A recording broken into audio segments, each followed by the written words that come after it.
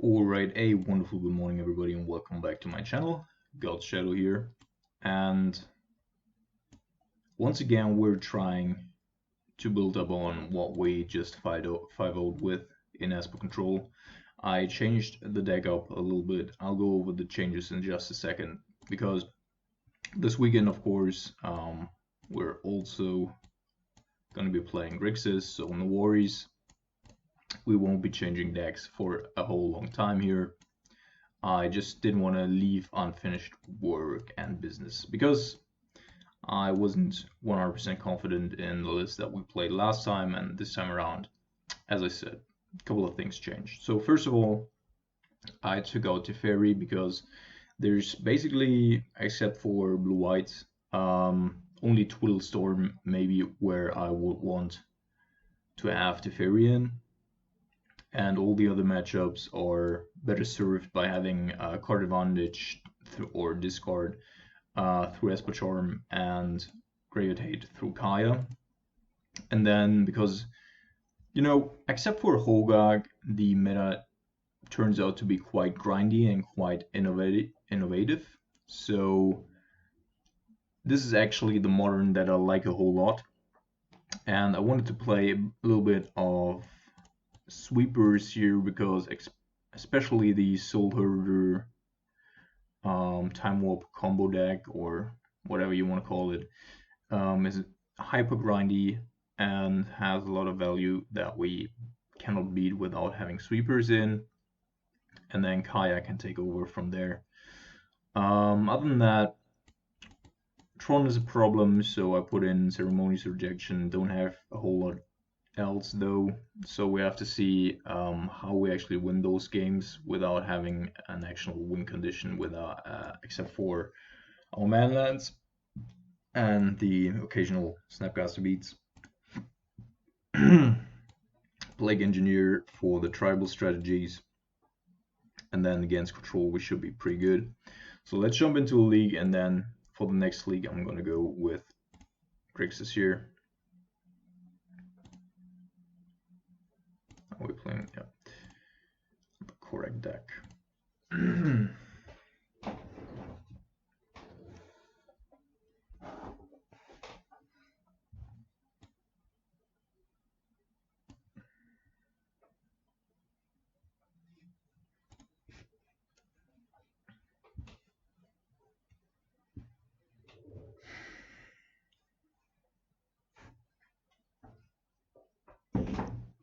Well, that was a little bit too much. All right. Yeah, that is a hand that we can keep.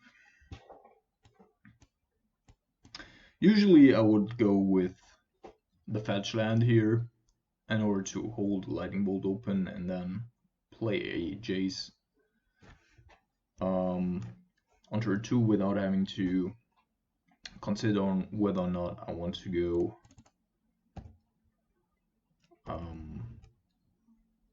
with the slower play, but here having Path to Exile only,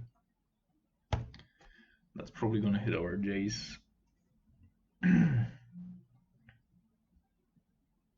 Prohibit. Alright, so that means they definitely have removal. Or just something better to do. And that could of course be a Bitter Blossom. But we're packing 3 Esper Charms, so we only need to find one of those.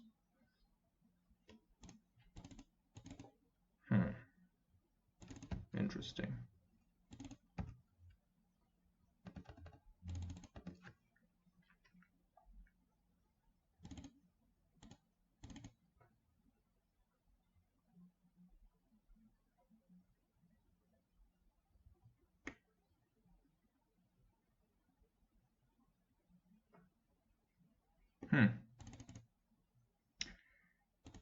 Alright, so we're gonna do a couple of things here. First of all, we're gonna fetch. It appears that Path to Exile indeed isn't the strongest card here. So we're gonna go with Snapcaster Mage. Need to sacrifice a creature. And since he's creating zombie tokens, I think this is fine.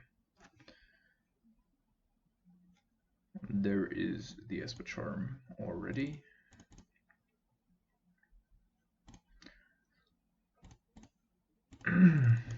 Discard Damnation for the time being.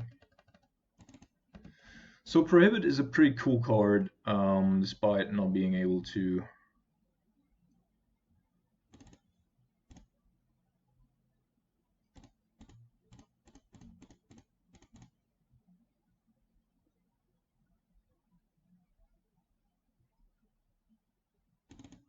sure.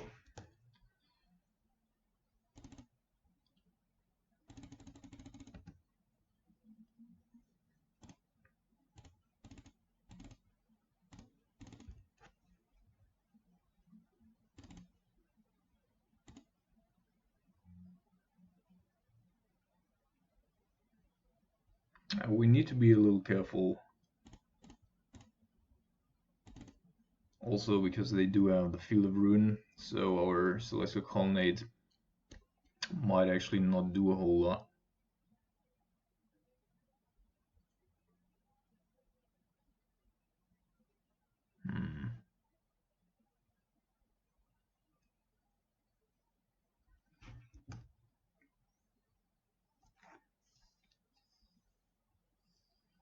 So our Damnation from the graveyard can sweep up every zombie that is going to come, so that's not a big deal, but additional planeswalkers, of course, are not too welcome.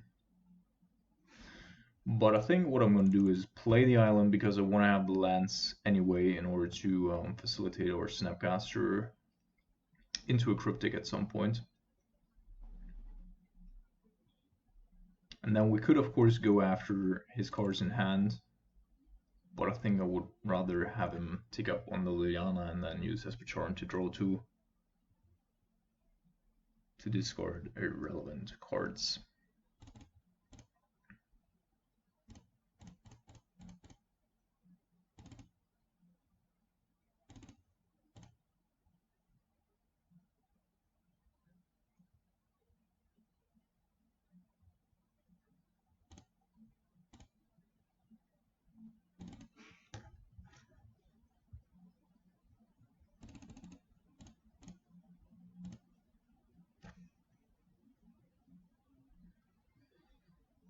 I think we're gonna go with a black source.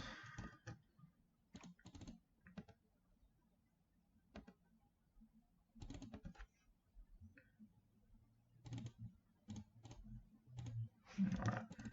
That was kind of unfortunate, but we needed black for the nation and not the Wrath of God. It's just something that we can also discard.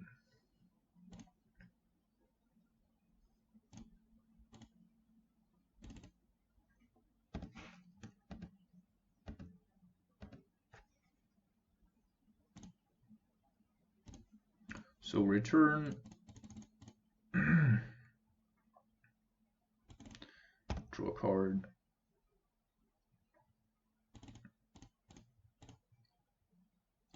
So you should be inclined here to act with the Shambling Band at some point. Doesn't want to show us whatever he has. Alright.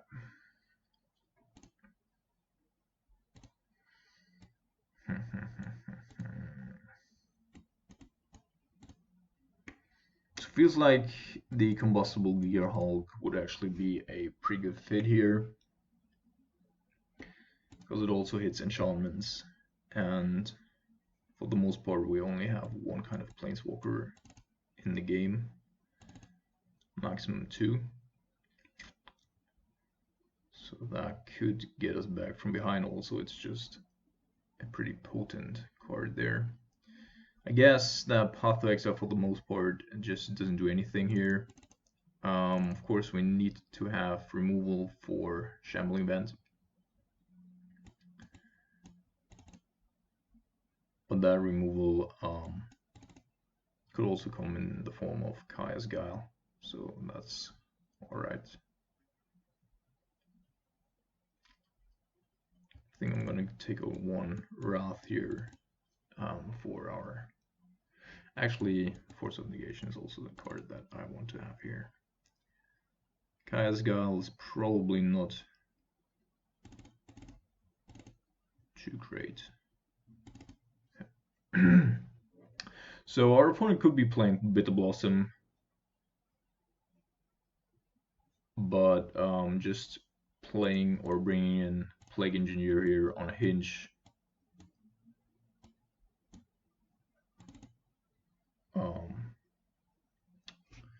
probably isn't worth it either.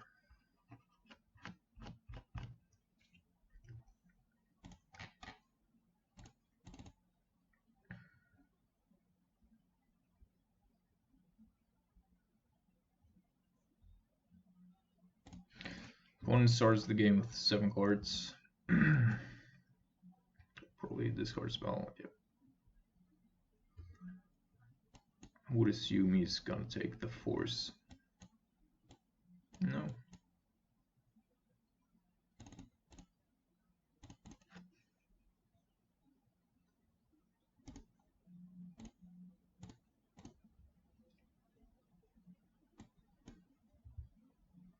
Has a Kaya of himself.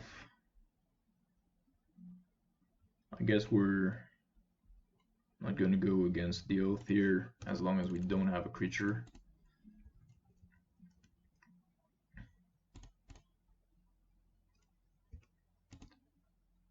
I can see a Courtyard, yes.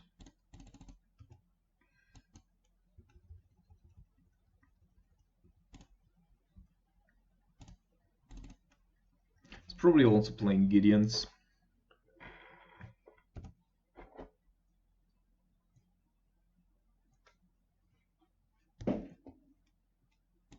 Oh, that was a Godless Shrine, alright. Yeah, sure.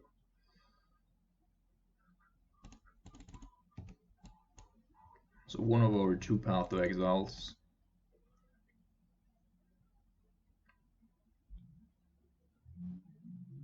Not sure, man. You already knew that we were packing Force of Negation.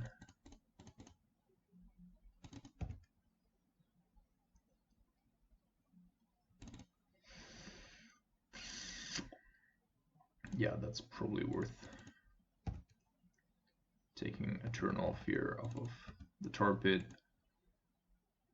So that's Silent Clearing. So we knew all the cards that he still had in hand, which apparently wasn't a whole lot. Draw 2 cards. Black. Whoops. Blue, white, black. There we go. There's a Kaya. So we could either go with Kaya and leaf up the Dovin's Widow, and that's probably best here.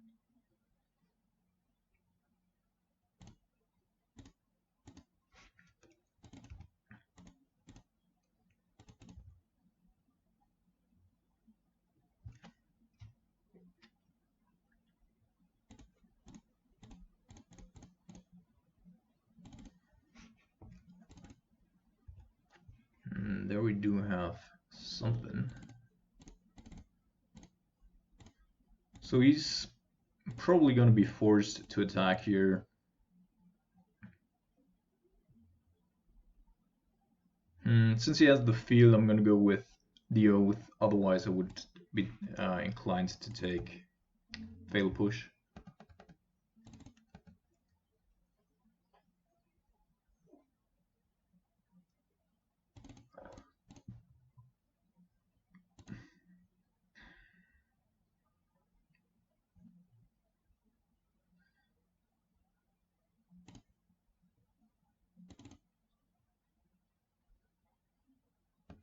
Yeah, Show Bella. So that's 6, 8. With a Cryptic Command that probably can't beat.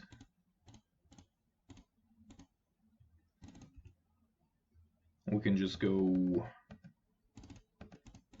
Let's see.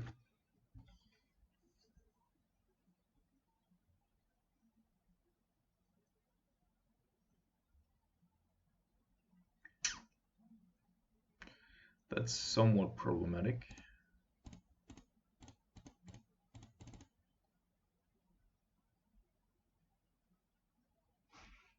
Probably warrants a response.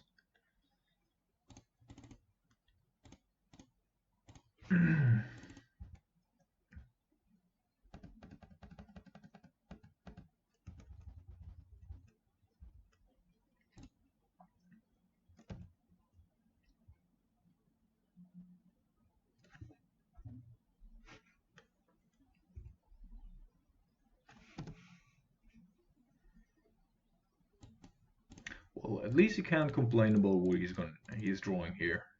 Just a whole lot of action. Not bad.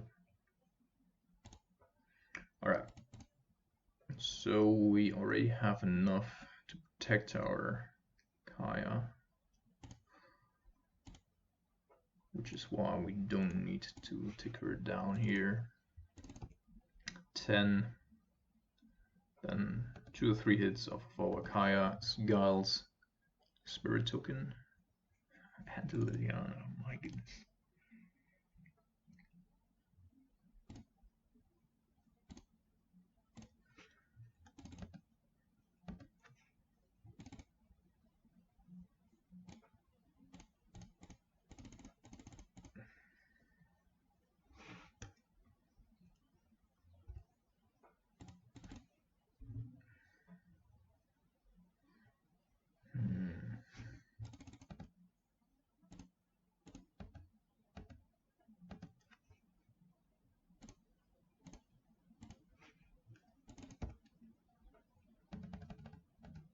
It's possible that I'm just gonna go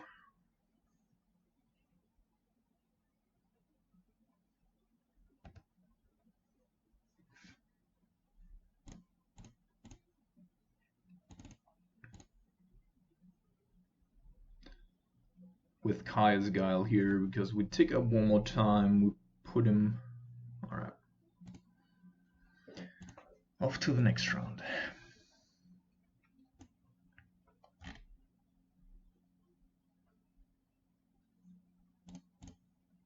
So of course in these kinds of matchups, Force of Negation is pretty good. But still there's also just a lot of creature decks running around right now. At least from what I gathered during the week watching other players.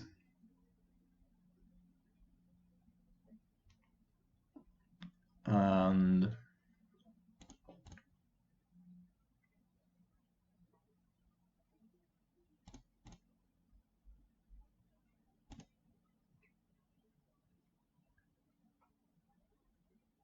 yeah, that's why I decided not to put it into the main board. Also because we are actually not playing as many blue cards here. Yeah, we do have a lot of these, but these are mostly important, except for sometimes Prohibit is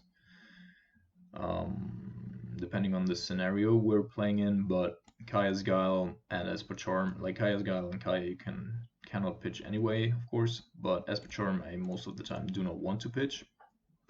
And therefore there's just not a whole lot to go about.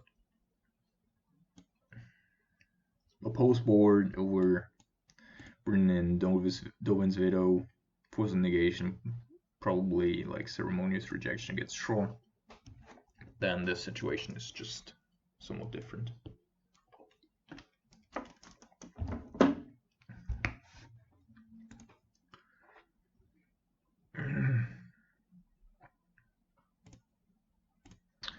We won the die roll again. Insane. Yeah, let's keep. Need one more land here to be decent.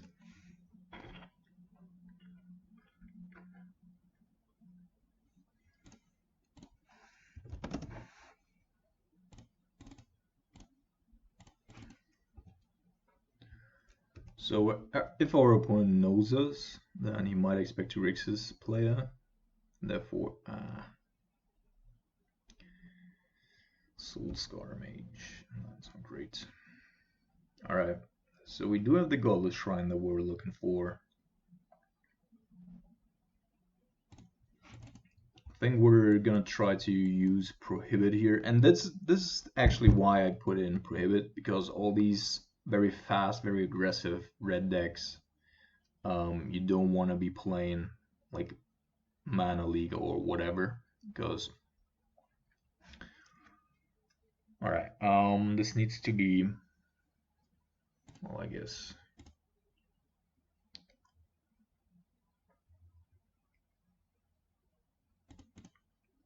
we need to fetch shock here.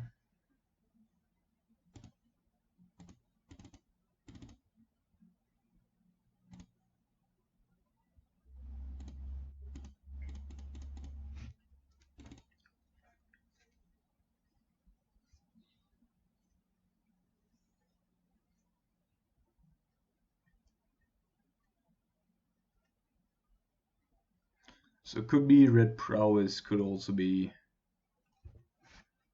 a Phoenix deck. If he's gonna drop a Phoenix, then I'm just gonna go with Kaya and exile the Phoenix. She didn't do. Pooh. That's actually pretty rough.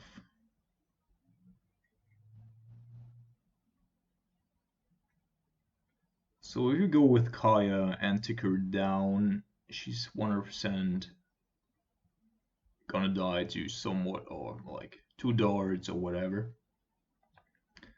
But I'm also still not willing to go with the Soul Scar, to go with a path to exile after the Soul Scar. So I guess that's still our best option. Or is it?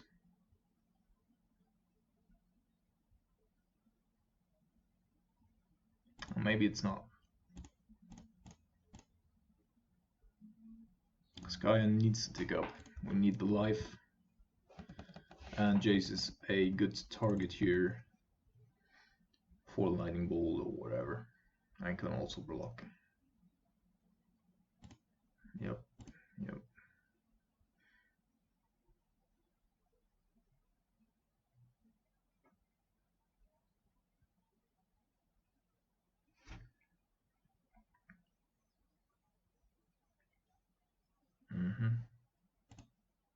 So it's most likely just a pro stack. And he's just trying to force it here.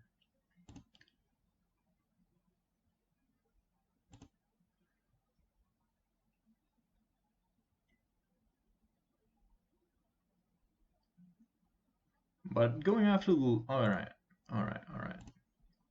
That's actually pretty good because we're saving a little bit of life here. And of course he decided on whether or not like he wants to go with the Lightning Bolt, because we could just block without Jace.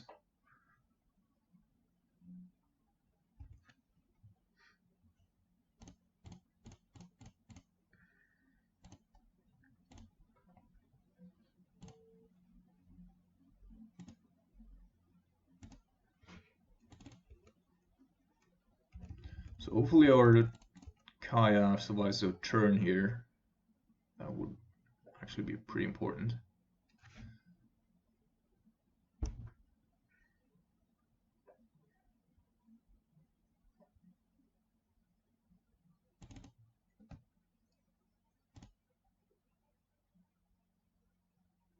Just 2 lands. Probably not where you want to be.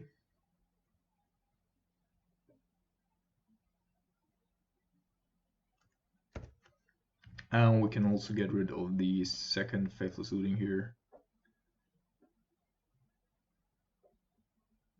Oh no. That was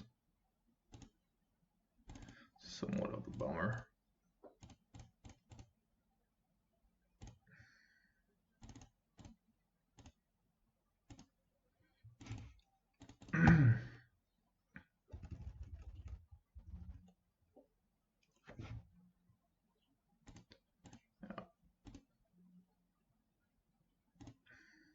so-called weird. Does not have haste though, unless he has crashed through. No, he doesn't.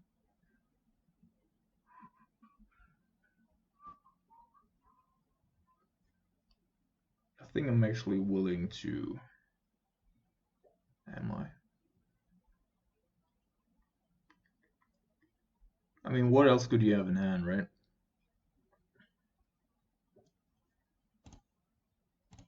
Now let's be cautious here.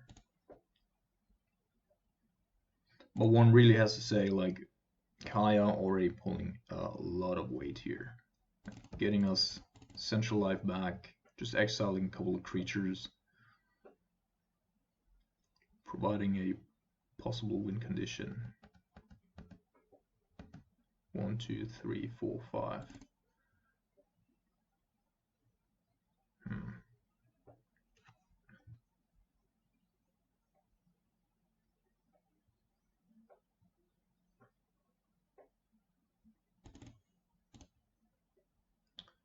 We're gonna go counter draw. I want to protect my Kaya.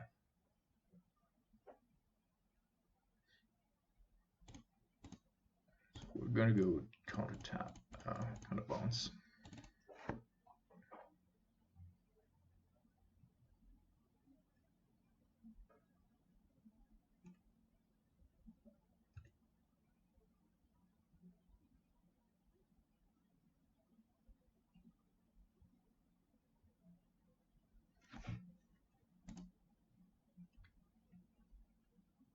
I think Skua the Critics and Manuma Foes were the two here.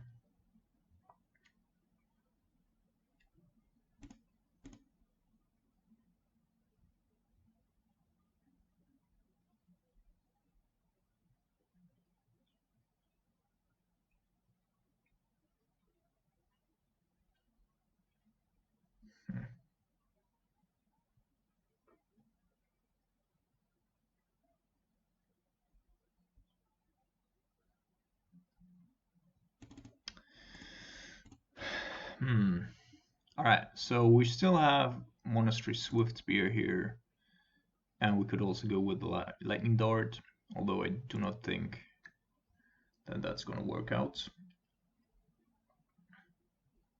No, it actually did, but that is a missed opportunity for our opponent, I guess.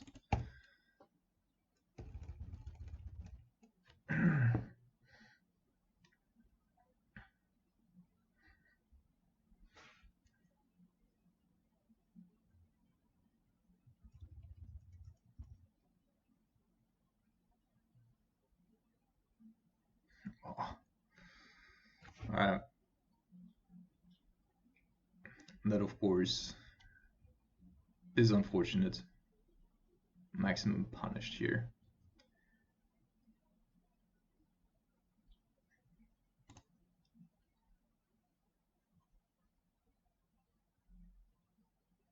Yeah, we exiled the other one, friend.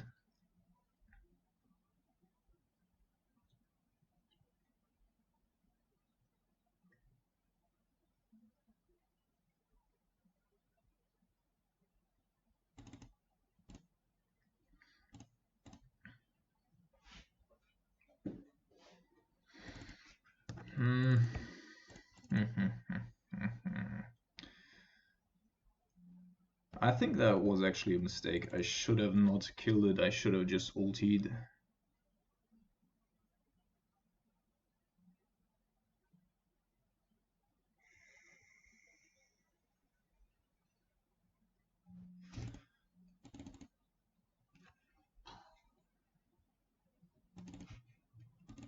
I think I'm gonna let this resolve. Kill it with the Akaya, but that was a punt. I should have just ultied the Kaya, although we would have lost her.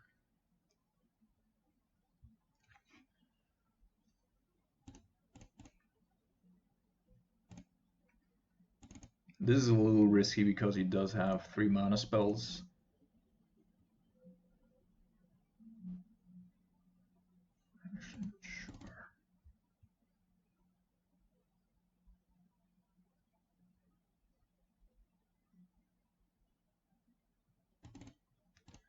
think now we're ticking up again.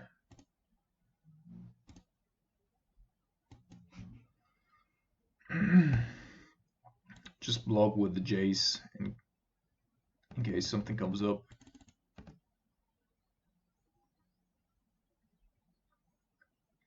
And then try to ultimate her. Alright. That's actually pretty alright.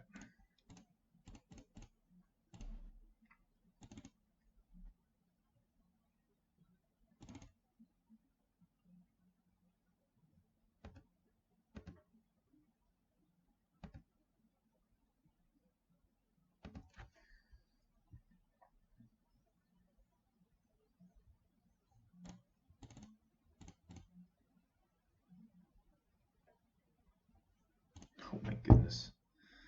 Alright, so Jace can take care of the weird. And then it's 11 through Kaya. We're going up to 14. And we'll just need to hit him twice with Creeping Tar Pit.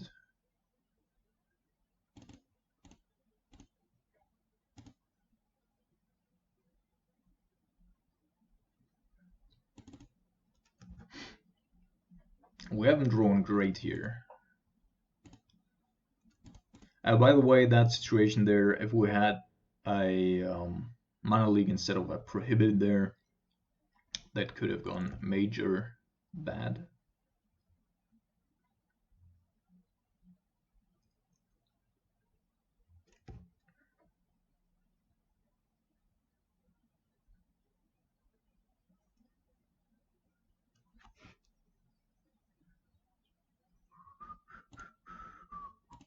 Well, Kaya's Guile, if we had drawn it one turn earlier, that would have probably just been it. Yeah, let's just go with Tar Pit here.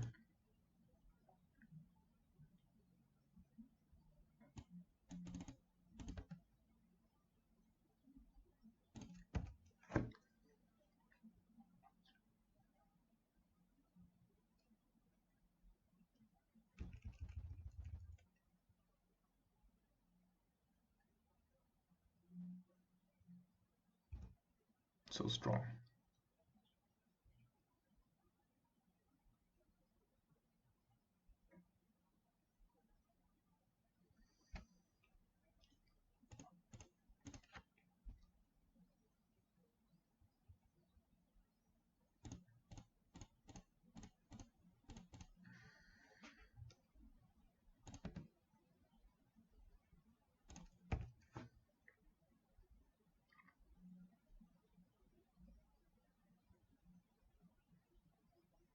Would be dazzled by him chaining together 14 damage here, 15 through Jace.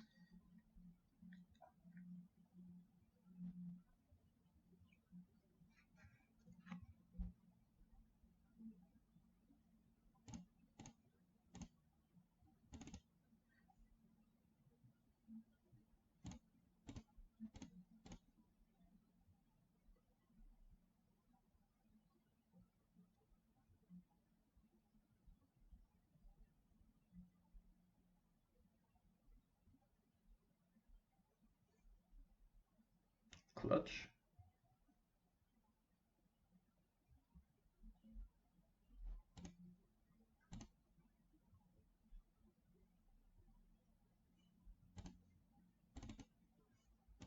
All right.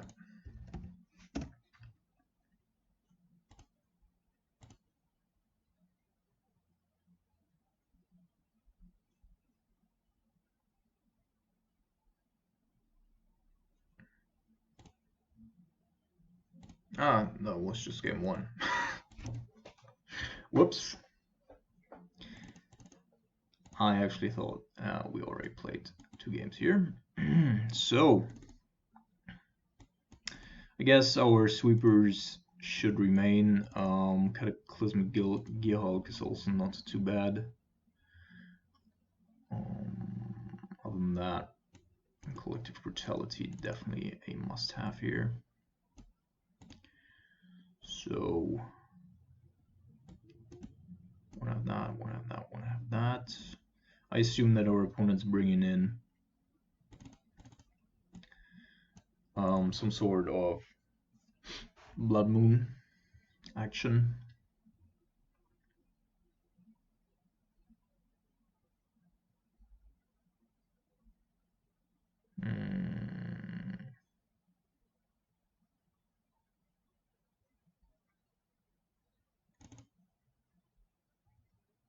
Yeah, we need to beat him on the battlefield and we need to beat his graveyard. And therefore,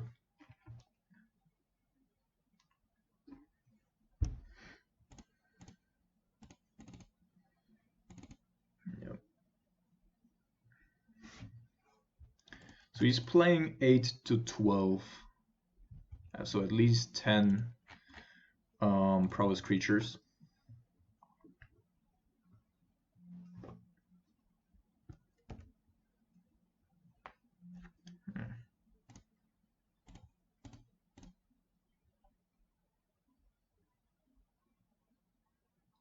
Only one that.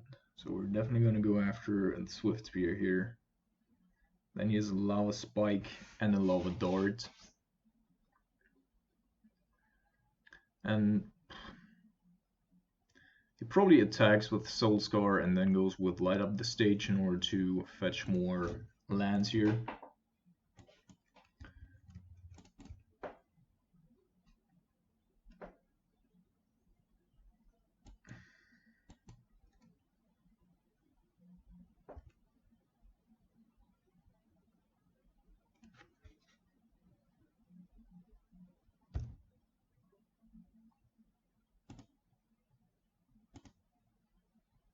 Another Light Up the Stage and Bloodstained Mire.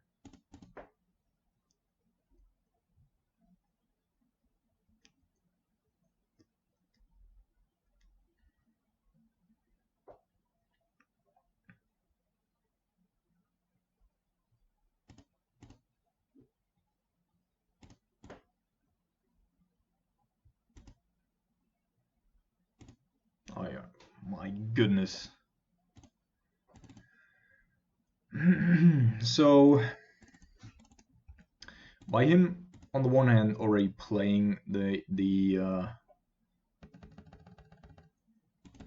second Light Up the Stage there, I'm not inclined to use the Snapcaster Mage here proactively anymore to block the Soulscar Mage. But it's not as good anymore anyway, due to the fact that he actually does have both Lava Dart and Gutshot here. My fucking god, how many Light Up the Stages do you draw? That's a lot of damage. That's gonna be a lot of damage.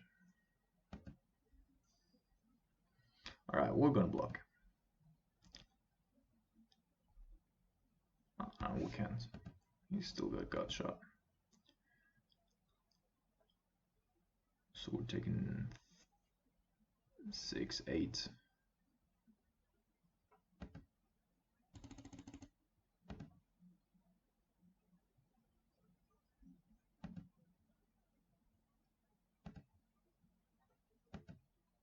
Not using the Lava Dart, interesting.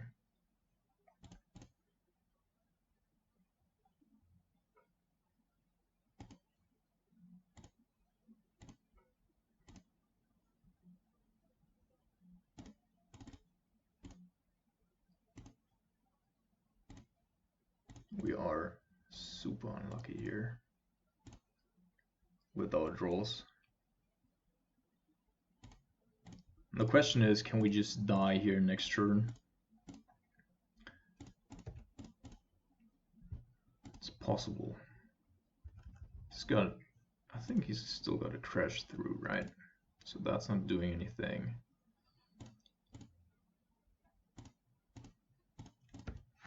Let's see.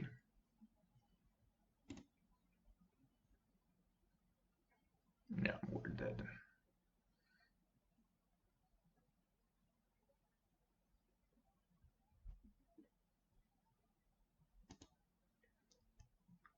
retarded deck.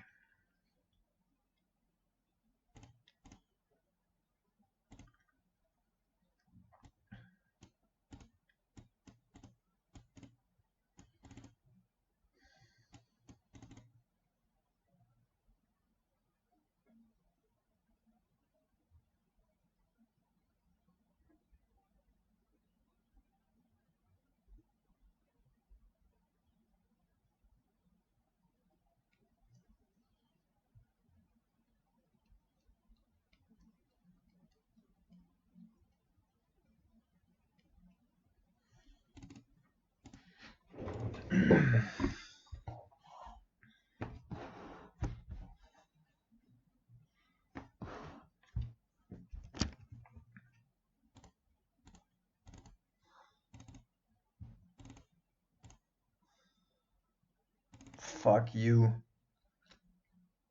Motherfucking shithole of a deck.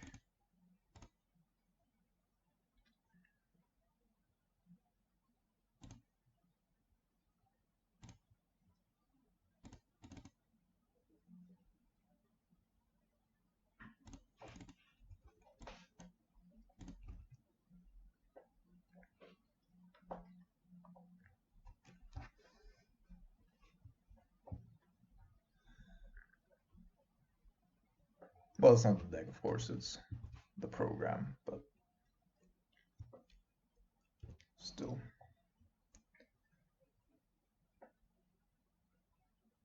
This is not cool.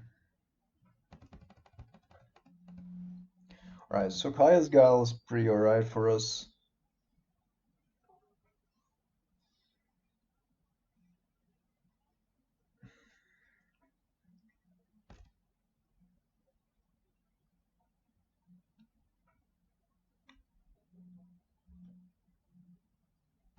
Alright.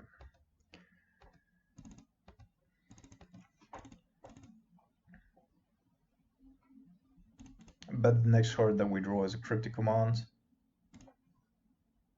so that we can not use anything.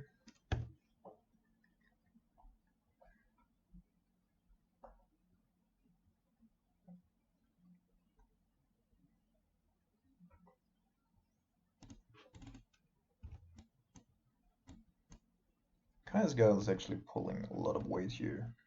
Gonna pull.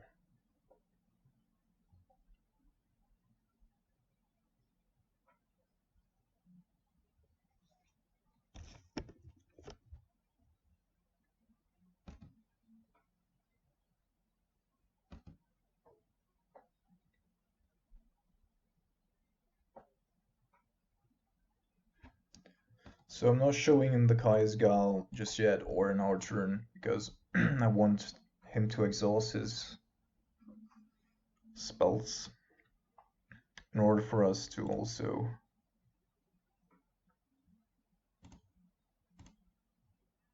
Low Spike Sacred Foundry. So we already played a land to get our Jace through alive here.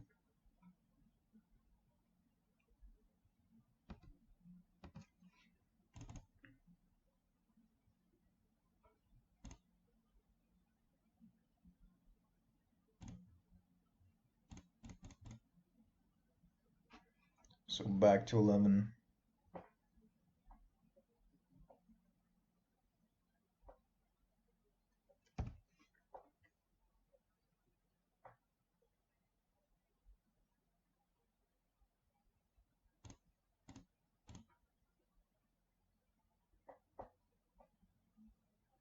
Fuck. 1, 2, 3, 4. Yep. That's gonna work out. Hello?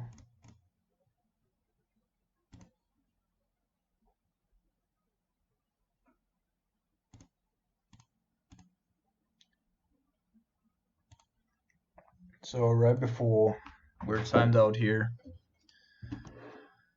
we're back in the game, hopefully.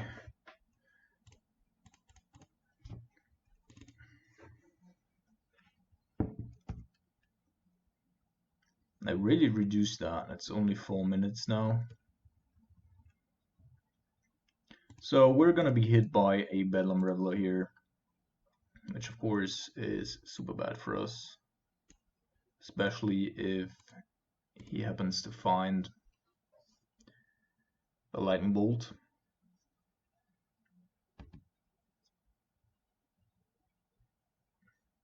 Alright. Now it's gonna live.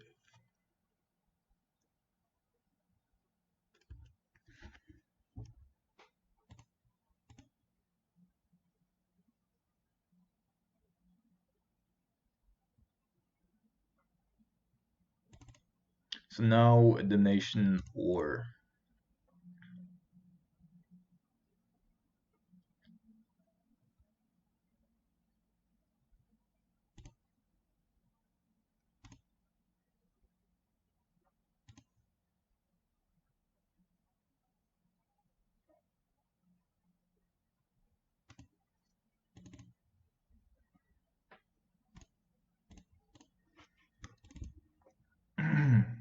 a Wrath of God would have been great.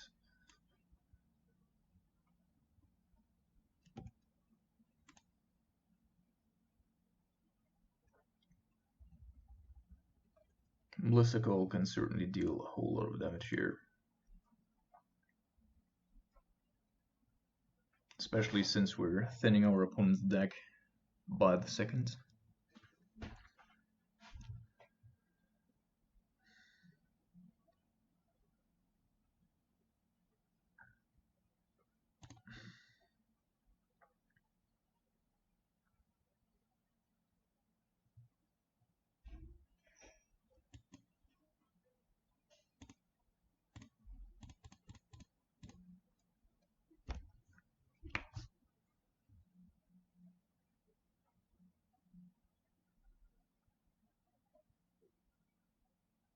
Of course, keeping in the Bedlam Reveler, if he's seeing us play Kaya, etc., probably not the best, but worked out here.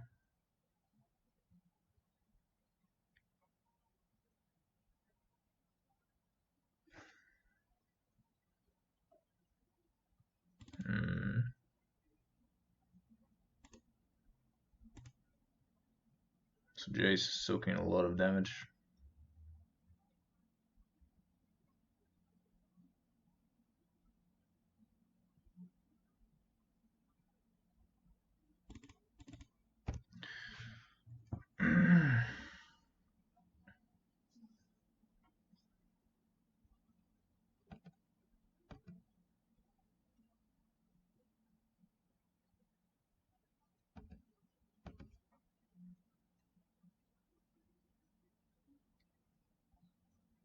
Yeah, we probably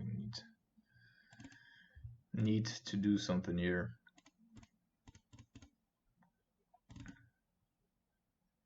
Trying to get the Blissicle weird.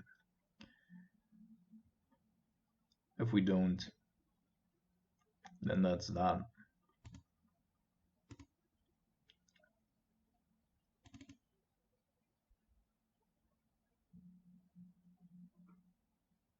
I haven't really drawn great here either. Also on a mulligan to what, 4 or 5.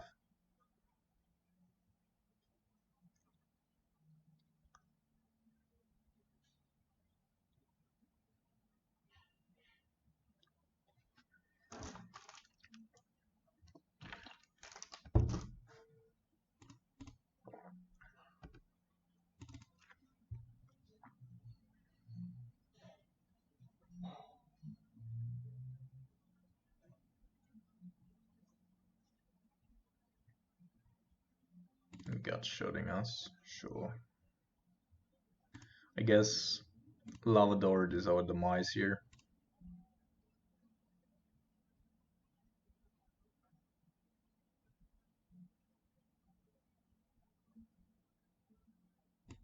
Alright, so we will survive with 1 life.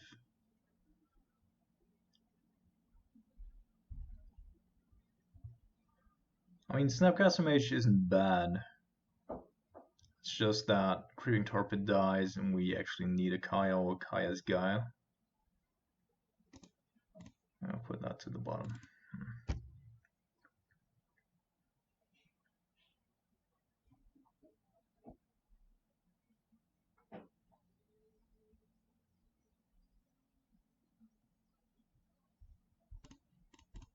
Now, probably the last chance that we have. Like him just drawing a land. We can block and then go Kaya's Guile. Otherwise, we're probably just dead here.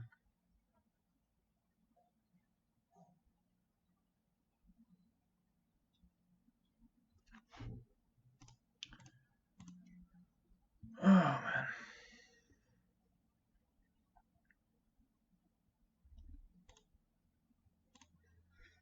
Alright, go for round number 3.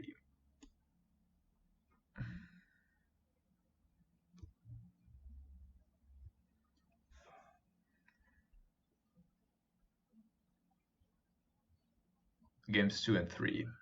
If we had drawn like anything reasonable, we would have probably beat him.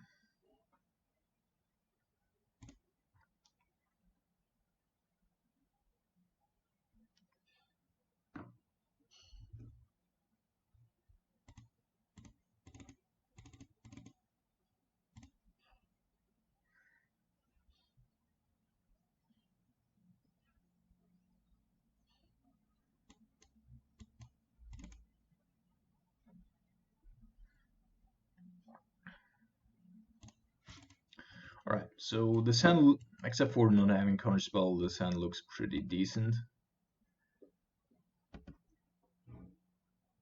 Now we're playing against Urza, potentially.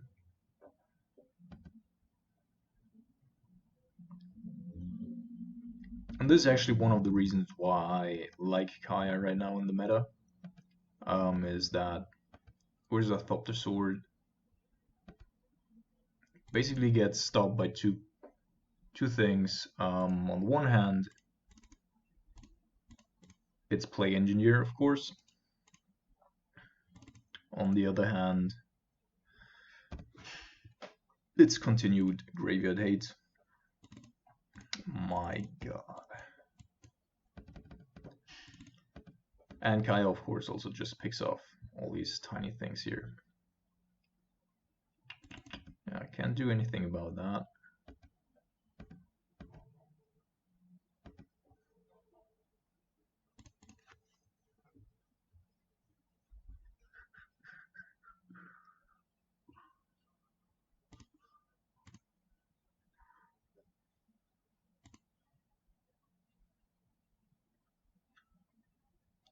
So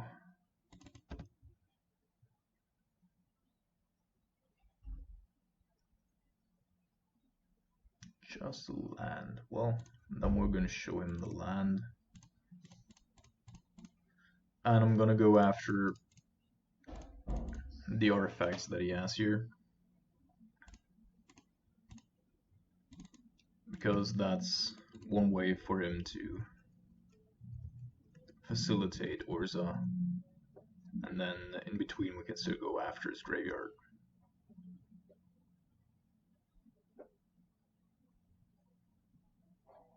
Karn. Okay.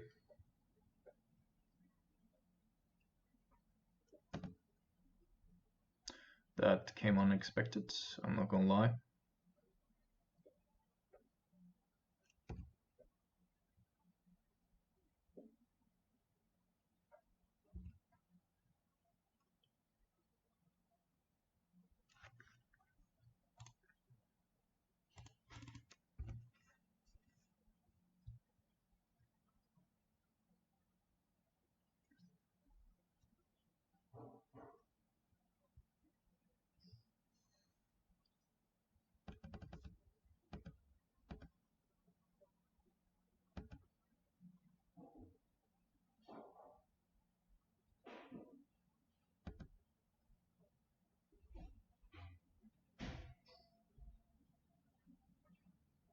Sword of the Meek from the sideboard.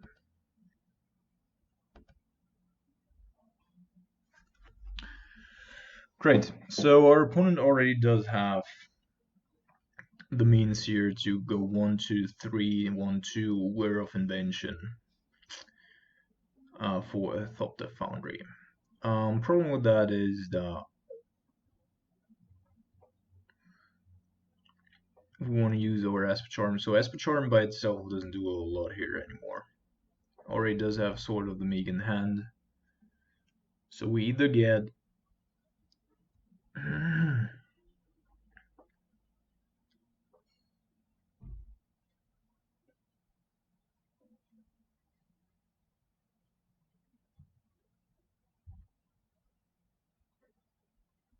we either try to get a Kaya's Guile and or Kaya here, although that's also pretty difficult to time when they have Thopter Sword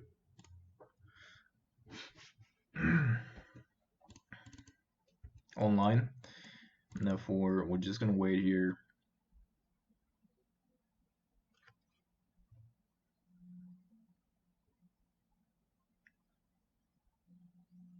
And I think we're gonna counterbounce, because right now it doesn't seem like our opponent has a fourth land.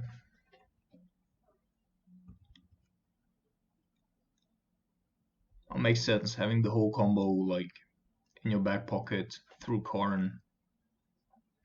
Probably not the worst thing that one can do. Very sure.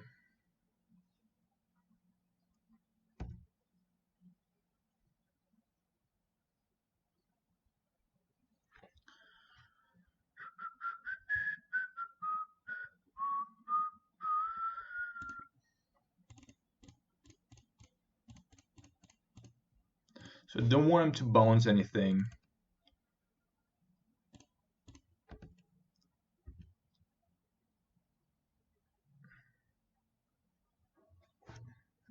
And generate additional value, therefore we're going to go after Teferi.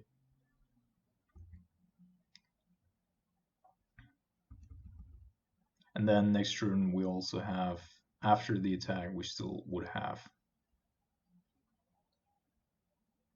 a counterspell. Of course, the Polluted Delta here, if he goes with Karn, that changes a whole lot.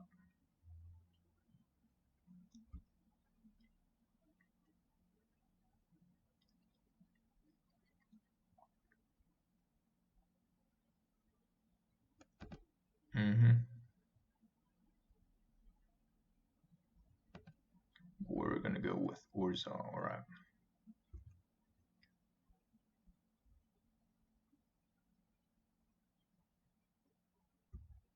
Sure.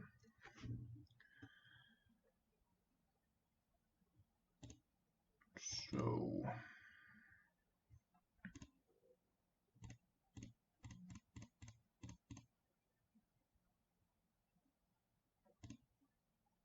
we're still playing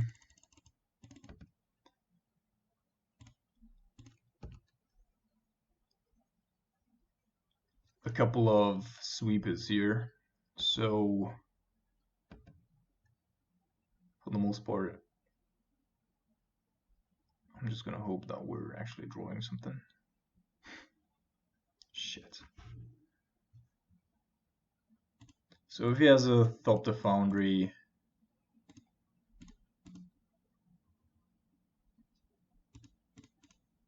one, two, three, four, five, six. Yeah, that's 6. Probably nothing that we can do here. My goodness. So either he didn't count, or as I said, he just goes with Karn here, grabs another Foundry. Right. Leaves up a white mana source to play it. Yep.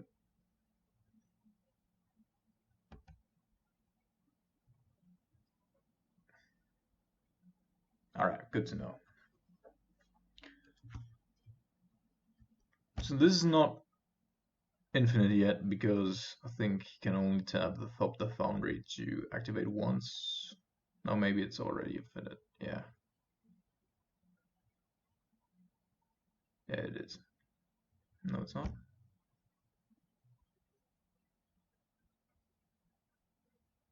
thought it should be.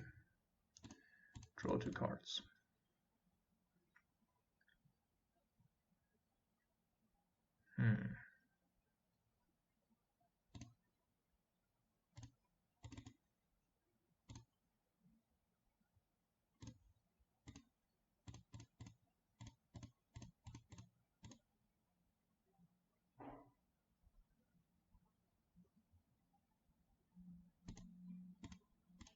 Not sure here, but I don't think that's correct.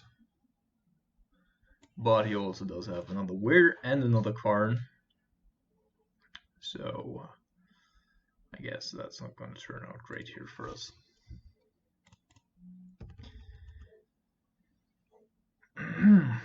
But that was super lucky of him having access to the card there, killing Alkaya.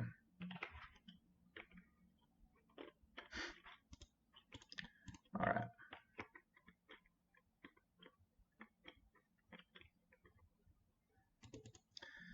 So path goes away a little bit. Ceremonious rejection in.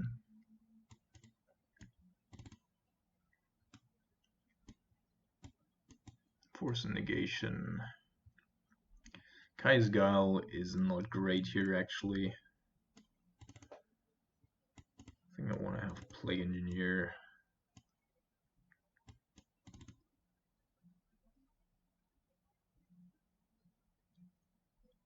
Probably Damnation as well.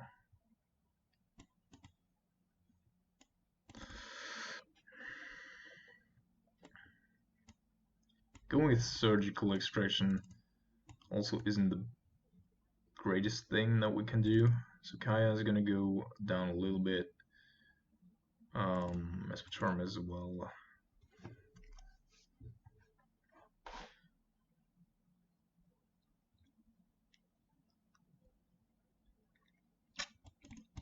And I guess because of the Mukasynth Lattice, we're just gonna cut there as well.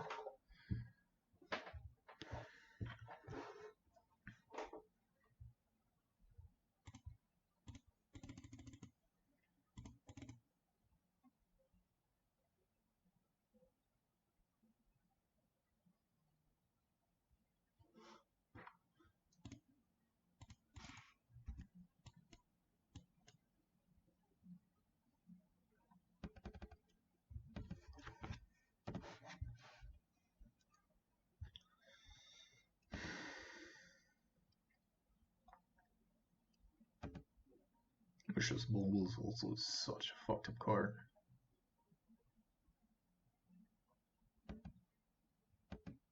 Doesn't seem like it, but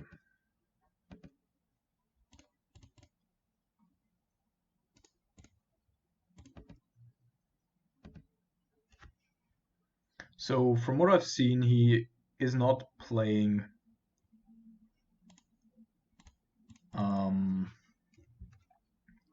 Goblin Engineer, therefore, and is instead going with the Karn.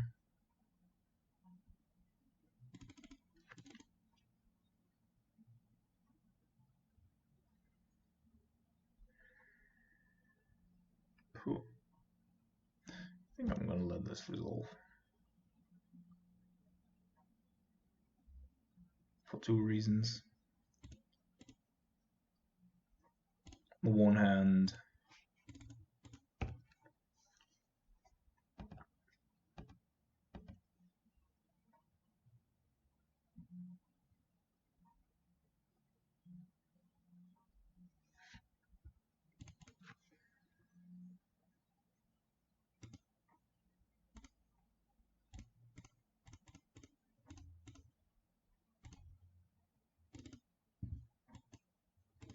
I exiled 2 cards there because I want to spin the wheel with Jace more often here. We really need it. And I'm keeping the Force of Negation for Sword of the Meek. For the most part.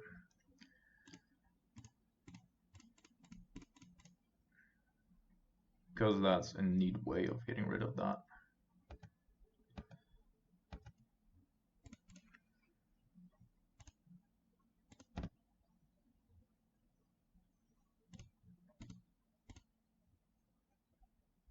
Tesseret, and where's let's get rid of was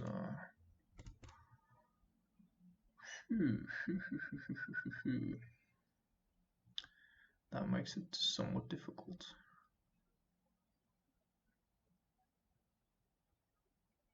Yeah, I guess we're going against force negation now. Full sees him again. Take Tesseract. Oops. Shock.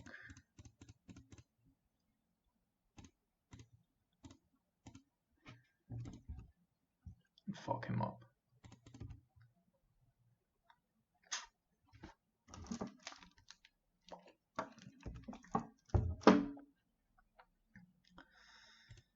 Alright. So do we want to show him the Plague Engineer? I mean, we need to win at some point. But this is looking pretty alright. So I'm not going to show him the Plague Engineer if we don't need to. Alright.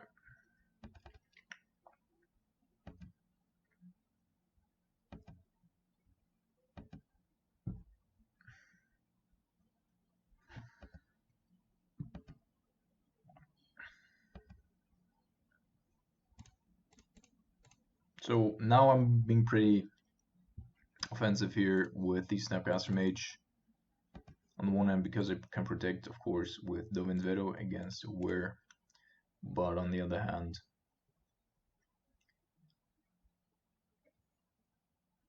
I don't actually mind him getting the Sword of the Meek here. I'm still gonna go against it.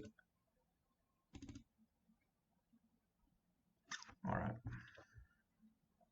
So now he doesn't know about our Plague Engineer and probably doesn't bring in removal, except for Detention Sphere, which I like a lot. And I'm gonna get rid of the Gear Hulk again and get an additional Kaya back in here.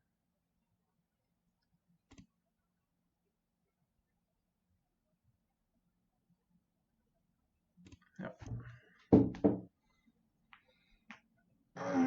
The one thing that is not, that we actually cannot afford to let happen, and that this, well, alright, keep. We're in desperate need to find a counterspell for turn 2 that's not a prohibit.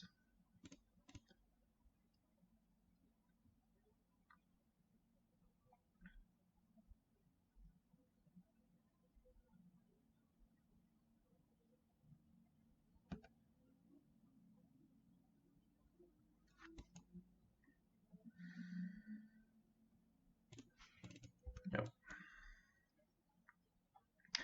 Because if a Teferi hits the board with as many counterspells that we're playing, probably are pretty much fucked instantaneously. Interesting that I haven't seen a Mox Opal yet. Phantom Prism is pretty good. Just jumping from 3 mana to 5 mana. Counterspell, well, next best thing, I guess.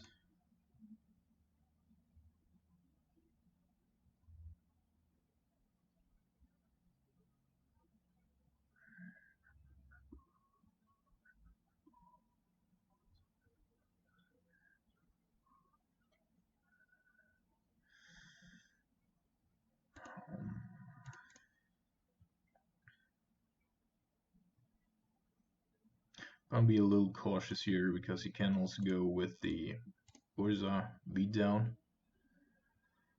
So there's a Karn, which of course would be just horrendous for us. So I'm gonna go against that one.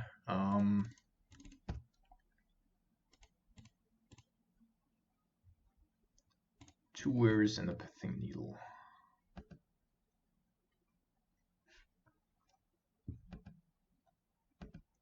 Probably using everything he can here. Well,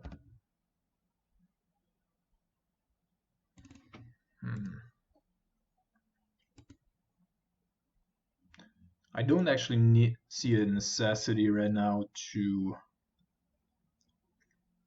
get down the Plague Engineer. That would only be the case if we were to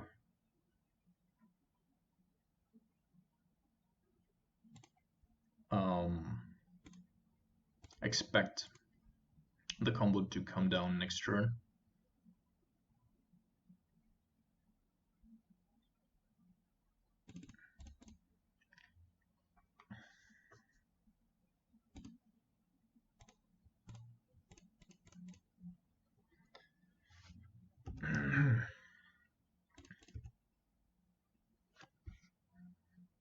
Okay, just land.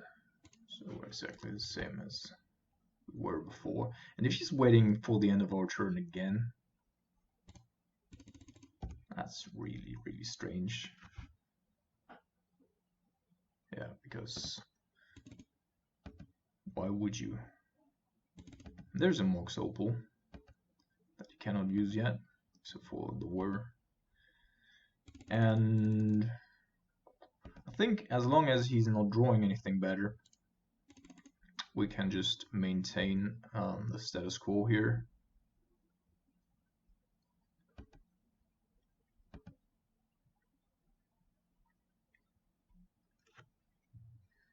Pithing Needle.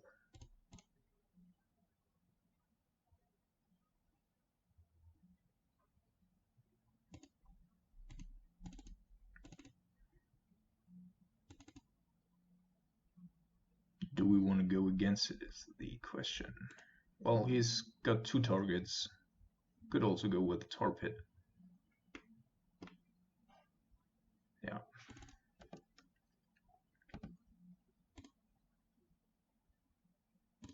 So now we know he's got a D-Sphere and something else.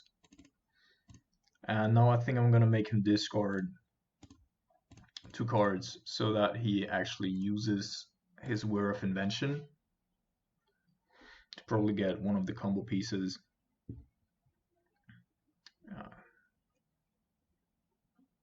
Should do it now, yeah.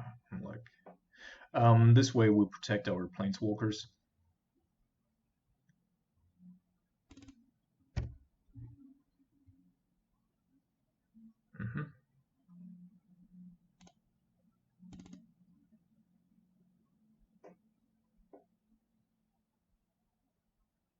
So let's see.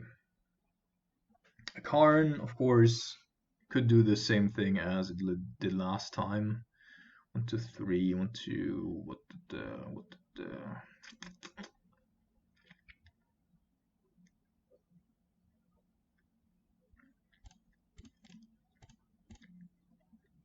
But I do want to get rid of the Pithing Needle, just in case he draws a Planeswalker. He's of course going to sacrifice it to the Thop the Foundry. And then we're going to play the Plague Engineer to kill a token. Exile this one.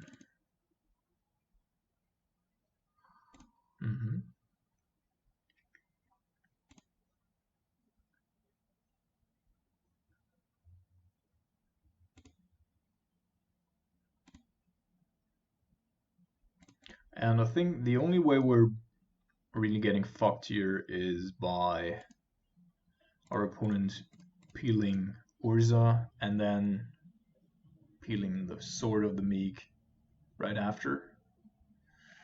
Thopter, yes. Well, even then we probably won't be fucked, right? As long as our Plague Engineer maintains his position. Alright, that's good. That looks good. Like that as well. I think we're just gonna go after all the weird artifacts here.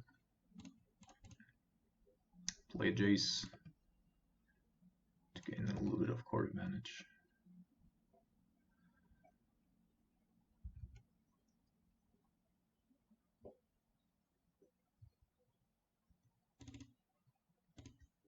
Blood.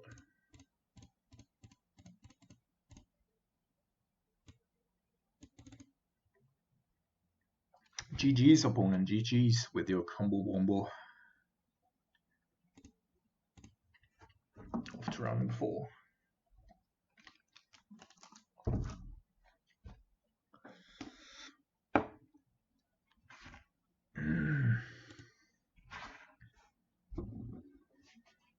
But I have to say, overall, Esper feels pretty good against like a lot of the top decks here. Like, of course, as with any control deck, you still need to play pretty tight. But for the most part, like, you have main deck answers to just a lot of the decks running around.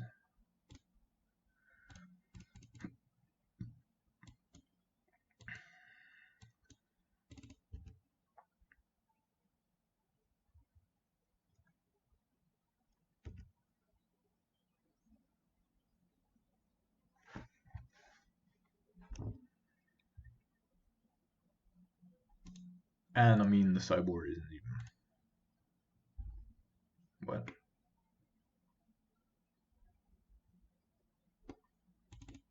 Okay. Are we playing against vampires again? We are indeed.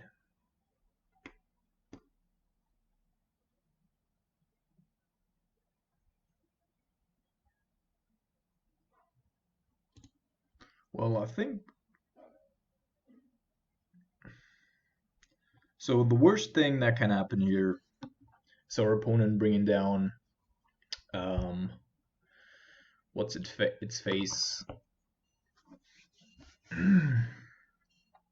Zorin.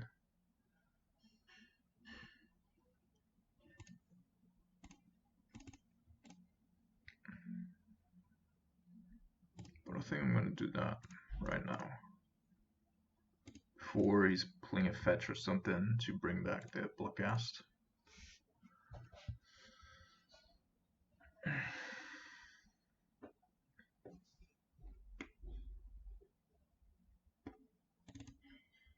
It's very interesting that vampires has become a thing again. Or at all in modern. Pretty cool though.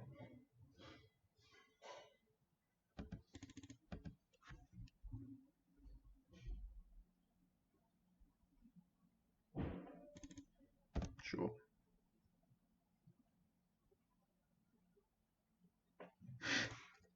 Are you fucking with me, man? Alright.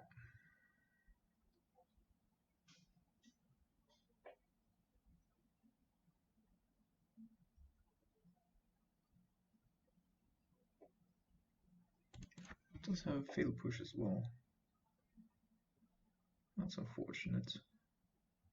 So I definitely want to maintain Kaya's Guile here, so I'm gonna get rid of the Prohibit.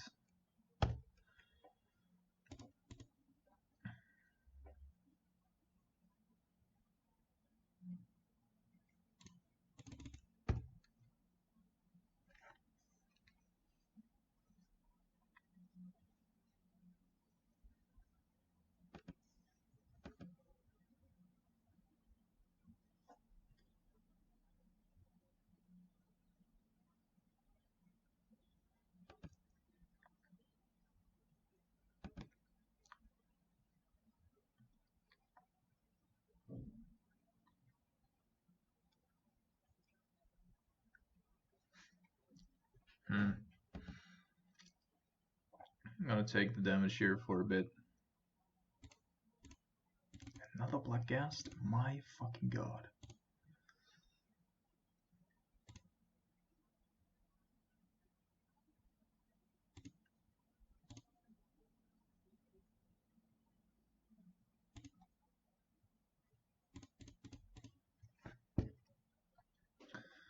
Our opponent was extra lucky there, apparently.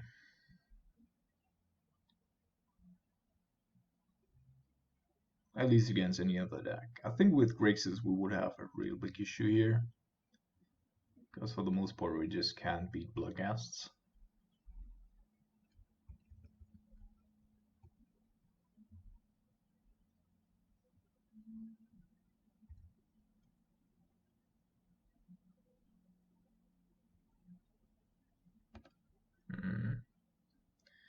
Knight of the Even Legion.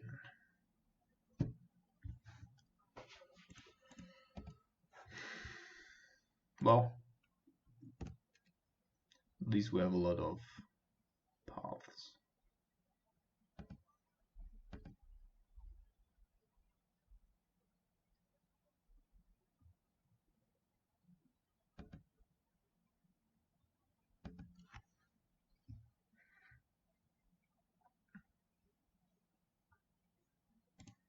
Certainly gonna activate something.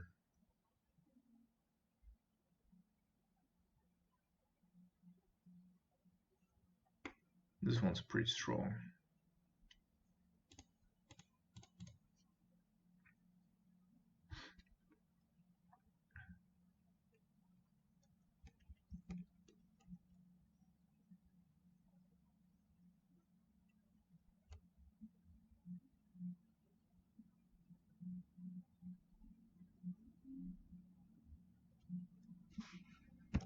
Oh.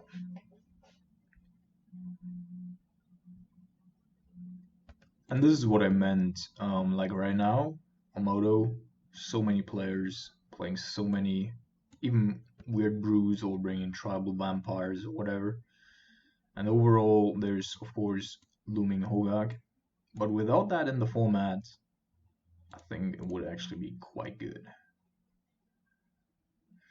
I do want to have another land, yes. And I also don't want to have you, so you're gonna go.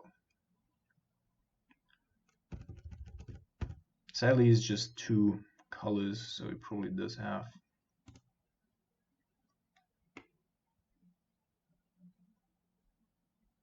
Madness, blah blah blah, when you do cast for its exile, okay.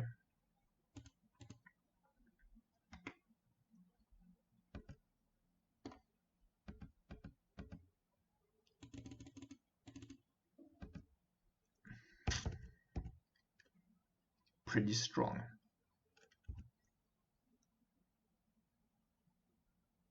So what's really missing right now in the meta, and why, or the reason why everybody's bringing these weird decks to the table, is that there's basically no combo to punish them. Urza of the Sword, of course, is one thing, but it's for the most part too slow against many other decks. And therefore,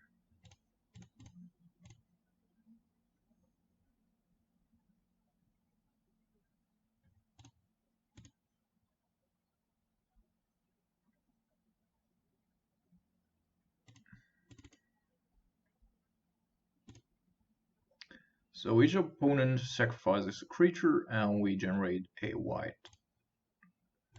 token here. Whoops.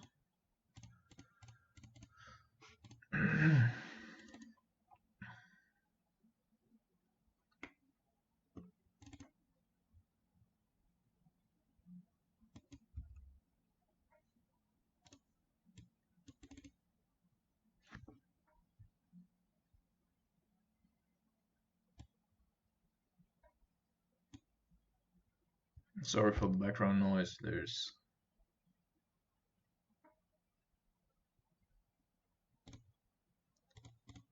some Airbnb dude staying with us right now.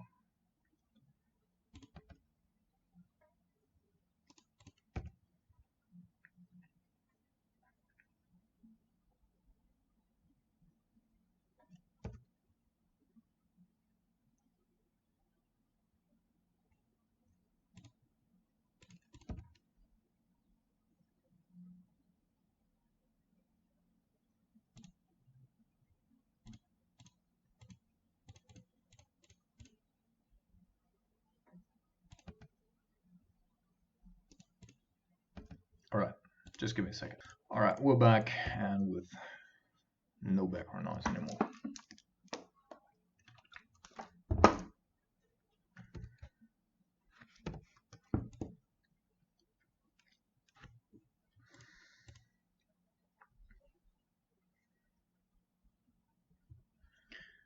Asylum visitor. Well, I guess we're just gonna path it.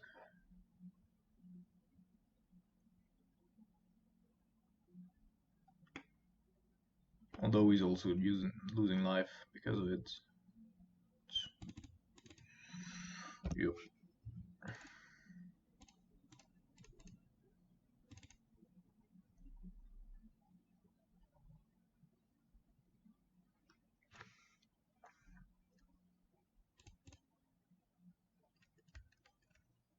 Just doing this to thin and to actually get a white source.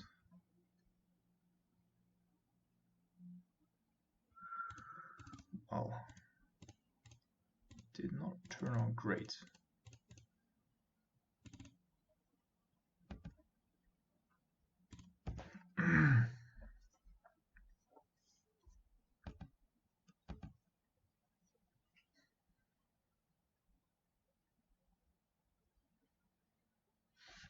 Cavitas, certainly not.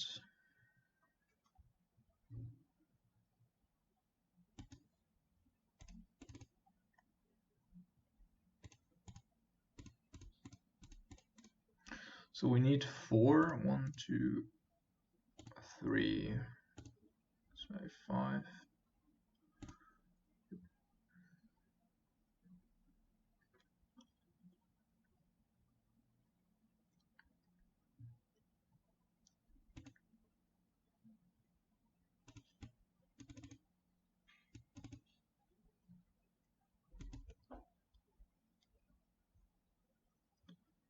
And another one. So we have lethal next turn, unless he draws a removal spell or something to immediately gain life off of.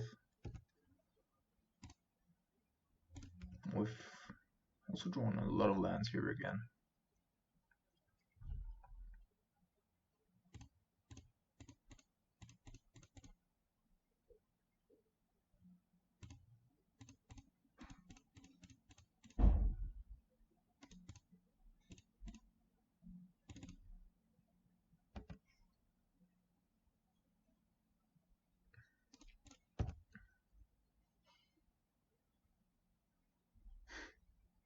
I actually found a removal spell. Well, then live to tell the tale.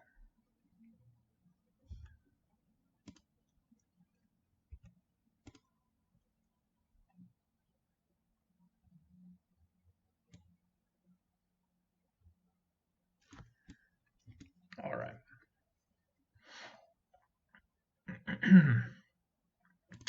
So, on the one hand, of course, Plague Engineer is pretty alright here. On the other hand, all of the creatures have, maybe except for Asylum Visitor, have a lot of toughness. I want to maintain Kaya because it's great against that 1-drop and against Bloodghasts. Prohibit does have its moments. Actually, don't want to change anything here. I mean, we haven't even drawn really well there and still got him pretty quickly. Yeah, the only thing I see here is going to take out a couple of the nations and bring in Plague Engineers. That makes us more susceptible to removal, of course. On the other hand,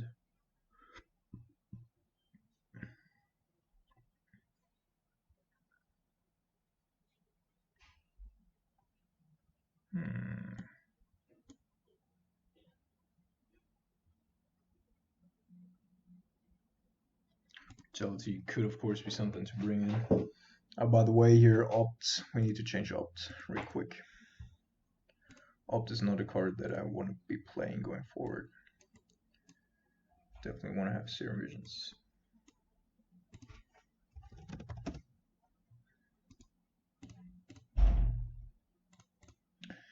All right. No, we're just gonna run it back here, and if we face problems, then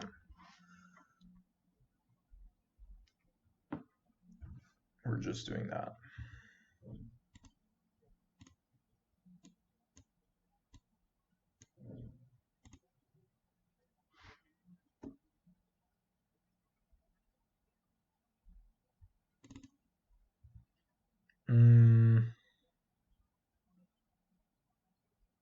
Not super great, but I guess keepable.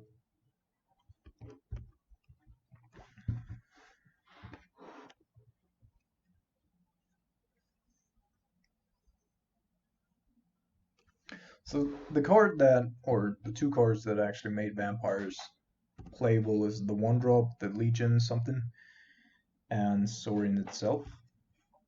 Sorin being a pretty strong Planeswalker. So I like having Kaya here. From now on, I just need lands.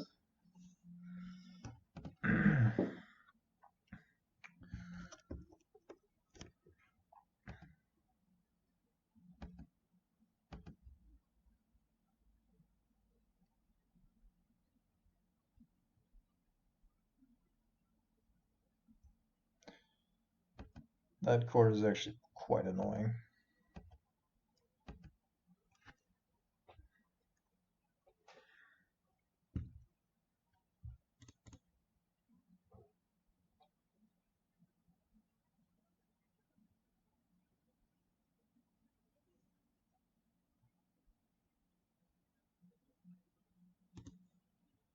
I'm gonna go after it just yet. Come on, deck. Lands, please.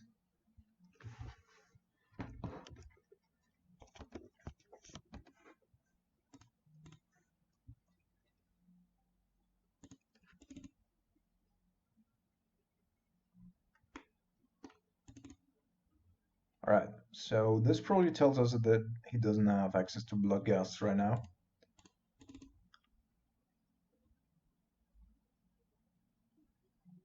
And is going with the other.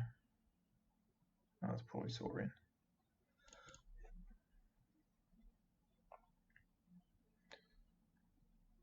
So we could either go with... No, I just want to go with the Black Swords here.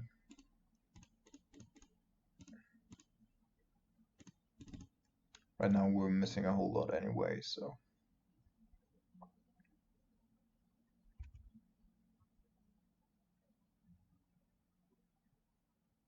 So I guess he doesn't have anything to discard right now. Come on, man. Stacked hand, no lands. Being on the draw. Pretty obnoxious. So I think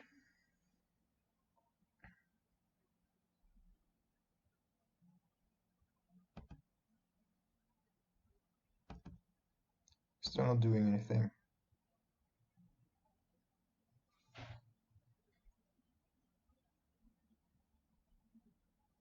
Liliana Veil. Sure.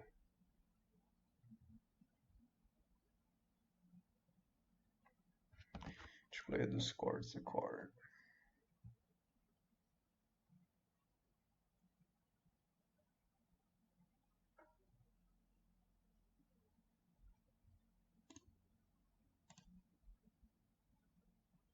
Not the Liliana. Interesting. Alright, so he doesn't have any lands anymore in hand. So I guess the other two are either removal or another Planeswalker.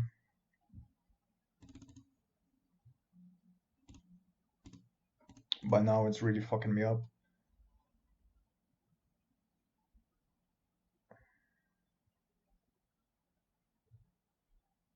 Definitely going after K-Command here.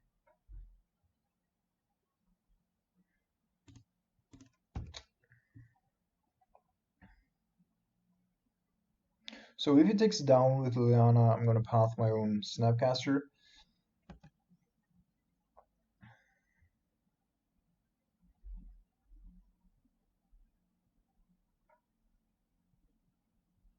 If he takes up and attacks, we're going to path the other Doomkirk Condemned.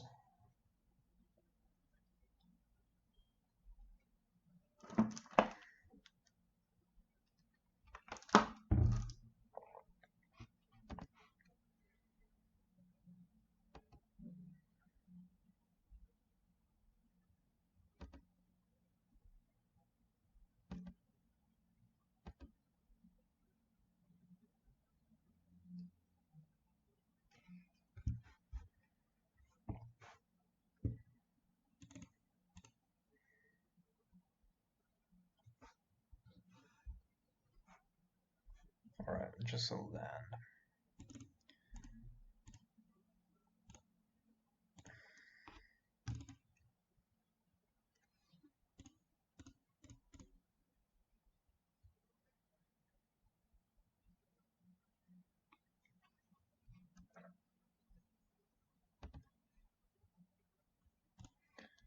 There we go.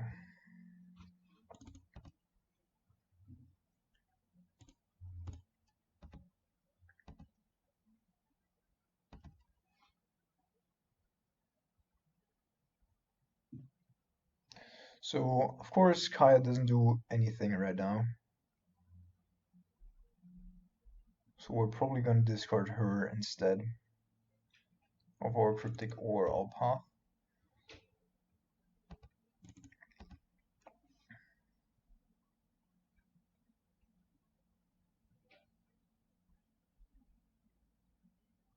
Good thing is that we get a little bit of information here.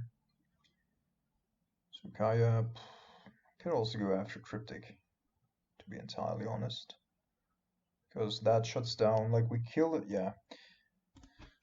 Because Kaya just shuts down a lot of cards. And we're not...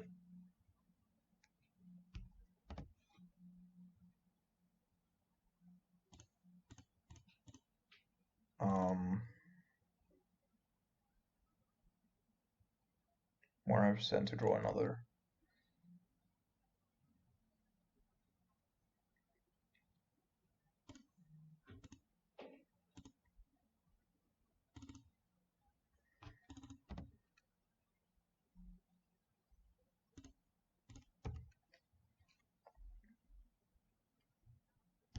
Alright, let's see. So definitely gonna go with Esper Charming first. Just in case. Oh shit. That's not good.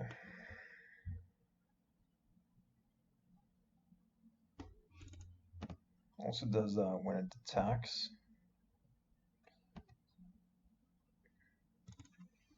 Okay. Interesting choice.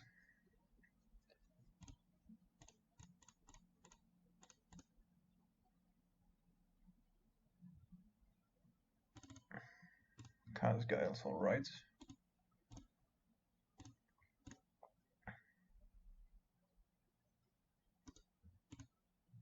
That we put on top. And then I guess we just wait here till he does something. Because yeah, he wants to play it first. Silent Visitor.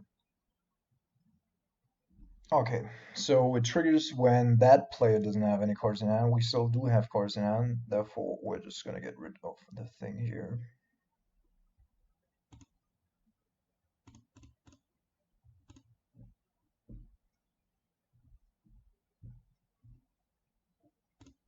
Yeah, it's not time to get life yet.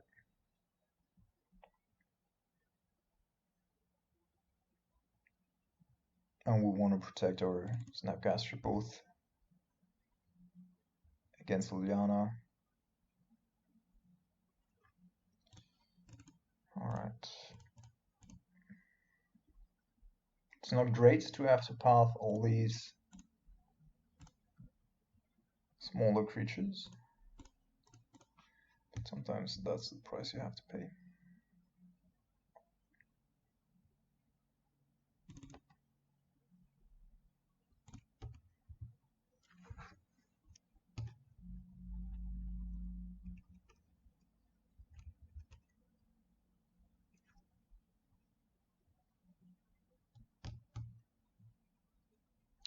So I would like to see actual cards that our Kaya is good against here, because otherwise, if we lose this, I'm gonna take her out for game number 3. Then Plague Engineer. It's just better. Okay. And now we're in a pretty decent spot. Having Kaya, having Logic now to protect her, having a board presence.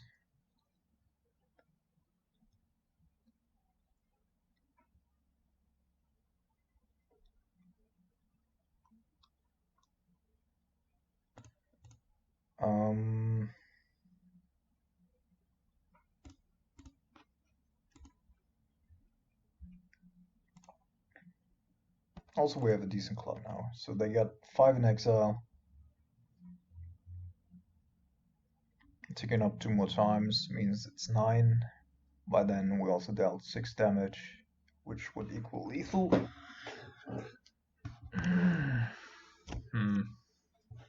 Blood Moon. I guess we need to counter it. 1, 5, 2, 3.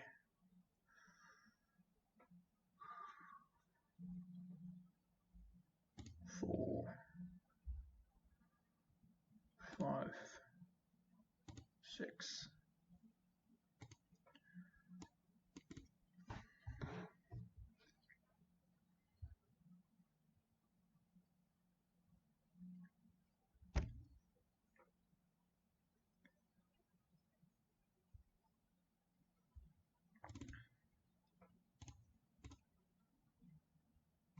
I'm gonna attack first. Seems awkward that he's keeping a card in hand there. Could be either a removal spell that he doesn't want to waste on any of these, a Sovereign, or just a land. Yeah.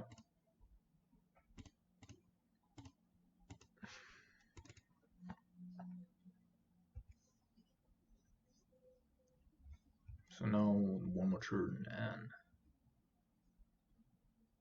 should be getting there.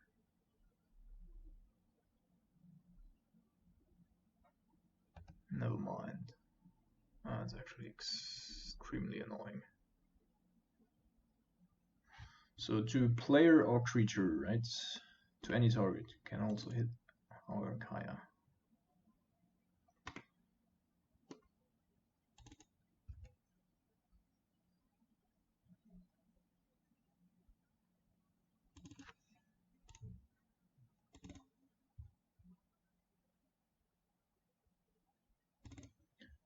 So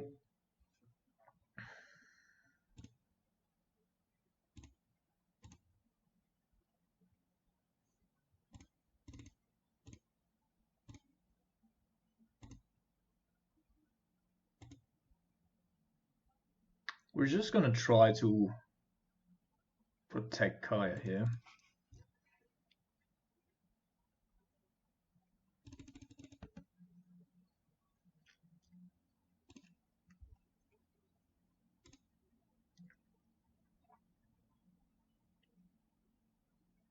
For one more turn. Oh, we could have killed him there, right? Oh, come on, man. Not doing this super great. That's probably a Dreadball, yeah. Being 100% punished. That was super bad. And I was just thinking about something else. And deserves me right.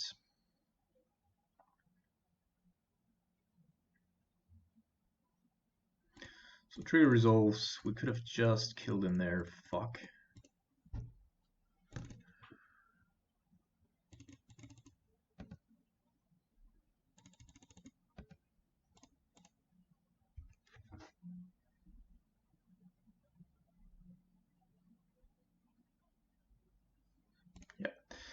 Alright. I fucked this one up.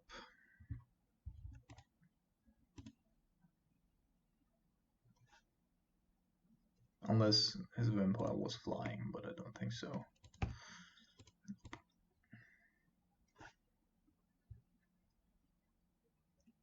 So bad.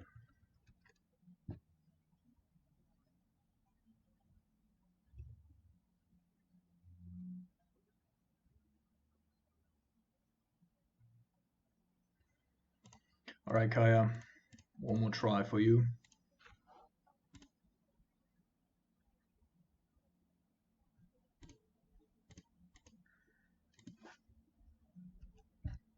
Just need to tick up 2 times. And we were. Should be good. Alright, one removal spell and I think we have him. That's certainly not a removal spell.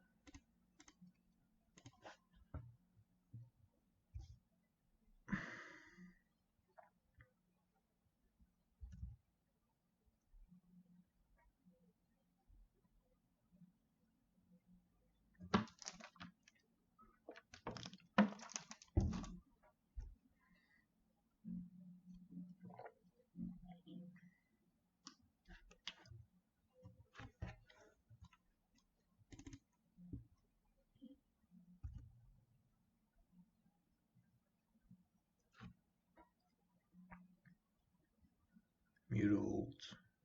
I guess the last card in his hand. Fuck my life.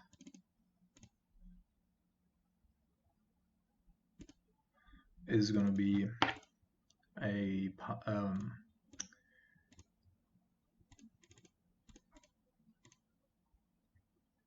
fail push.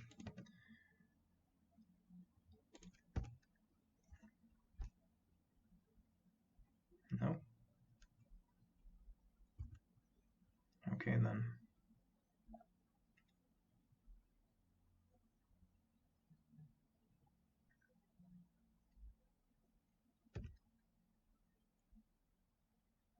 So the last card in his hand was a Thoughtseize the last time.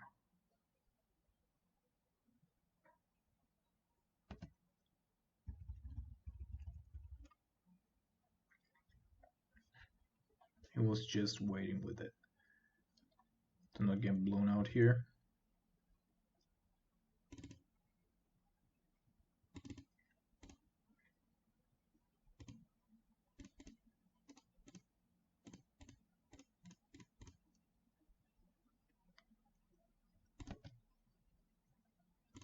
See if it just drew a removal spell.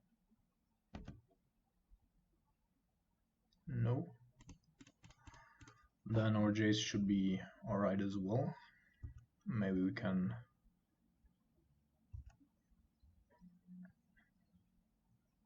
make up for what I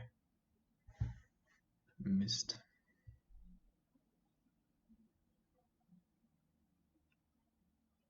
No way. That's your top deck? Fuck.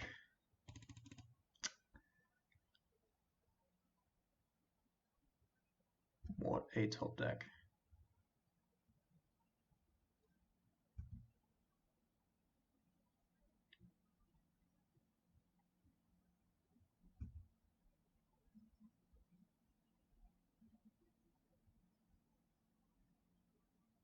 So taking 7.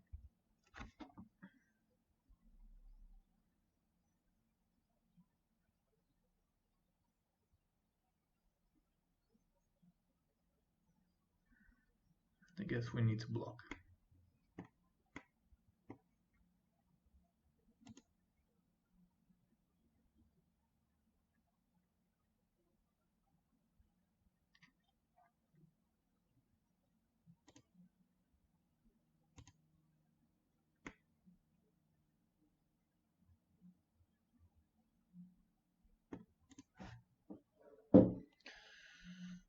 Okay, so if he takes up here, kills his Mutavault, kills our Jace, and discards the card that he's gonna draw, we're just plain dead. So I guess we're not doing anything.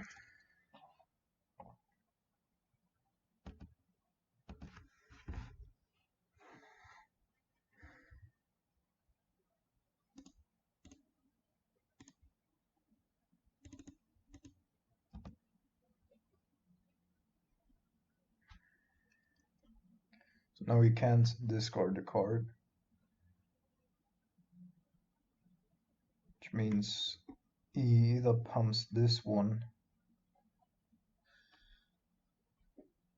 and if we draw a removal spell, I think we just win.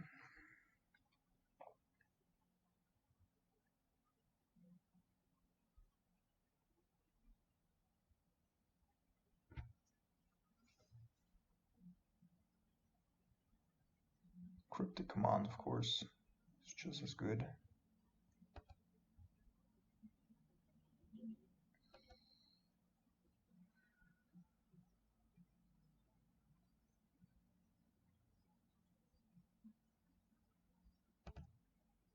Alright. So this thing has lifelink, right? We activate our Torpid.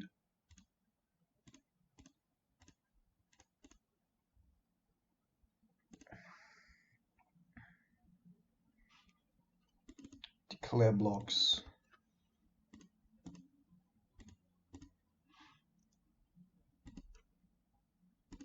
Then we activate our Jace to hopefully draw something. Alright.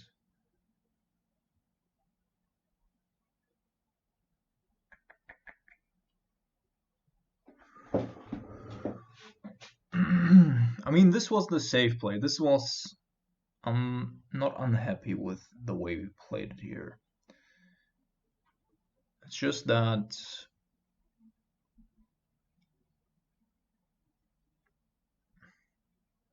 Now we would like to protect our Creeping Torpid in order to kill him. And to also get rid of this one. He hasn't played a land yet. So... These kill each other.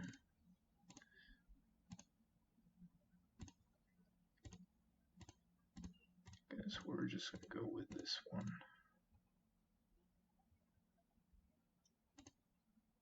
Because otherwise he goes up to 7. That one.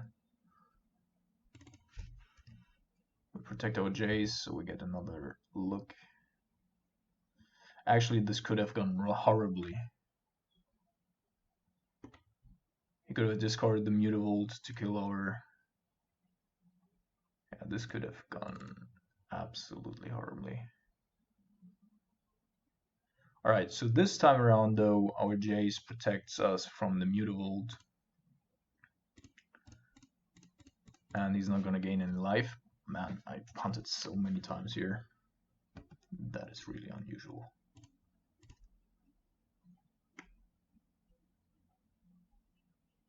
Okay.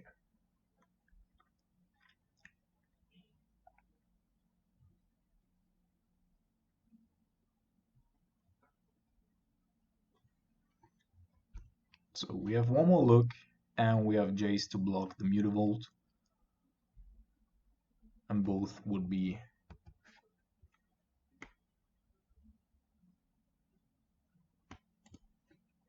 lethal unless he draws another vampire here that he can sacrifice.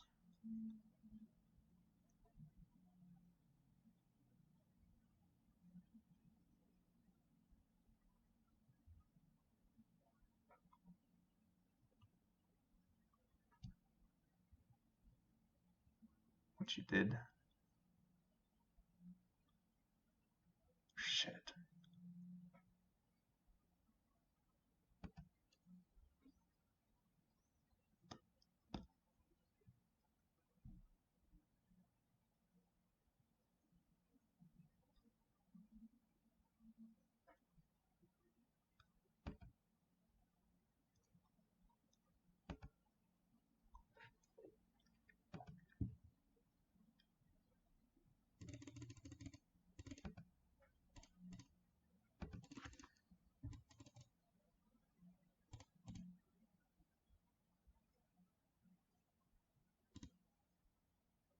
Esper Charm is pretty good. So he needs to sacrifice a creature, probably in the mutable here. But I would have still played it differently. Are we in game 2? Yeah, I think so.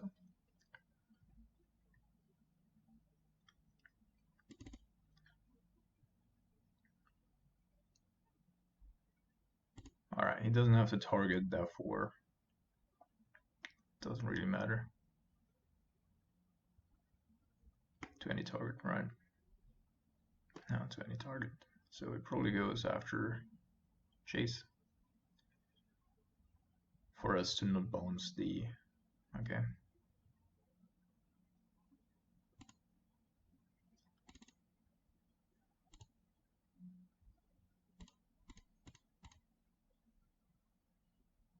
Now makes sense because now we can just sacrifice. Alright.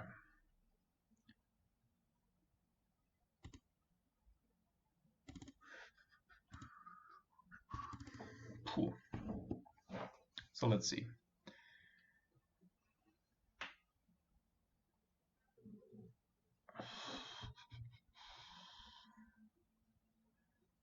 One, two, three, 1, 2, 3, 1, 2, 3. Okay, we get 9. Next turn we got potentially lethal. And we can make him discard. And we go up to 5. And we can bounce this.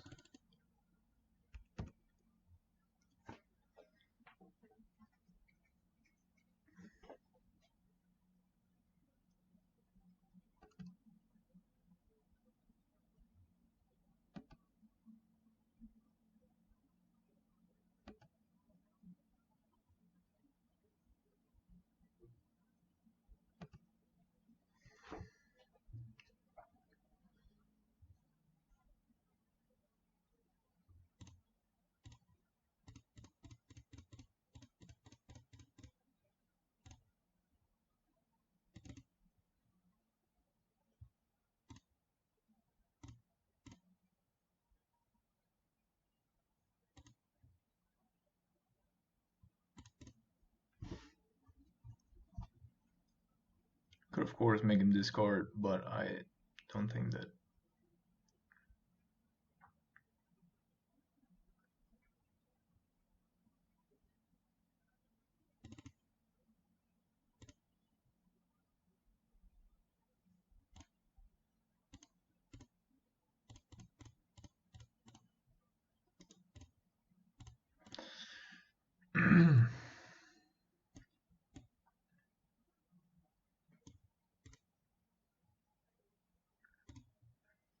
Discard the fail push. I do not know if that's correct, friend.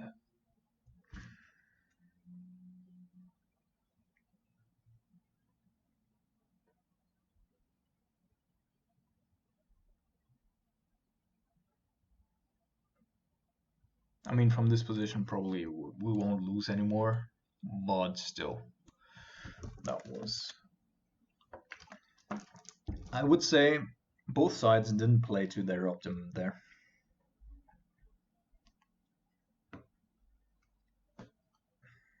I'll just give me a quick break and then I'll be back with round number 5. Alright, welcome back to round number 5.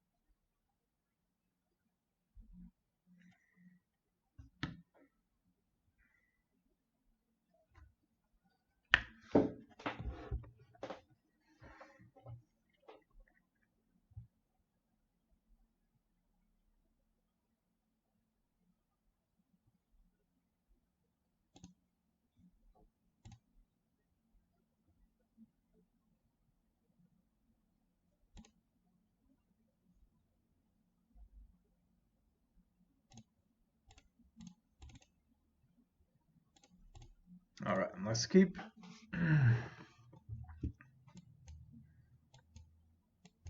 Hope that our opponent is on some sort of creature deck. And stomp him into the ground. Best case scenario.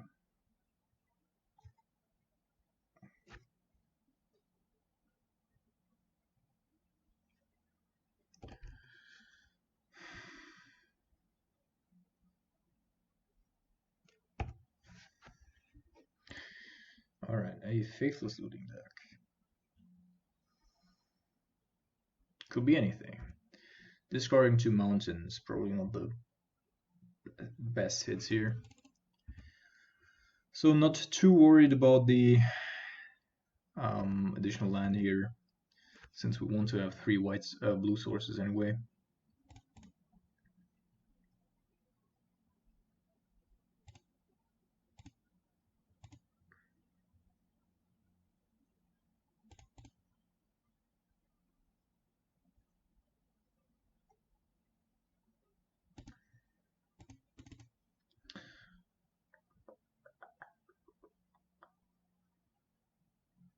So we could either go with Kaya going after Soulscar. He doesn't have another creature. I think that's probably the best thing that we can do without giving him additional lands. And if he's gonna do whatever to kill out Kaya, that's fine as well.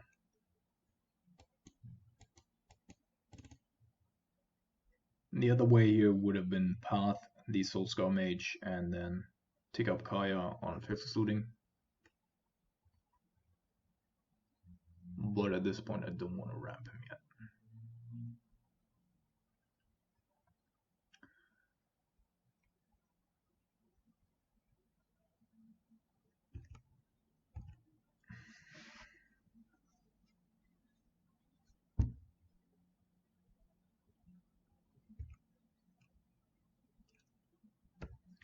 So I guess that means that our Kaya is actually gonna survive here. And if he's not dropping, no, I don't think there's anyway. Like Gutshot in hand, Lava Dart in the graveyard, and Phoenix. That would enable a lot, but other than that, oh, there's Phoenix. With 2 Gutshots.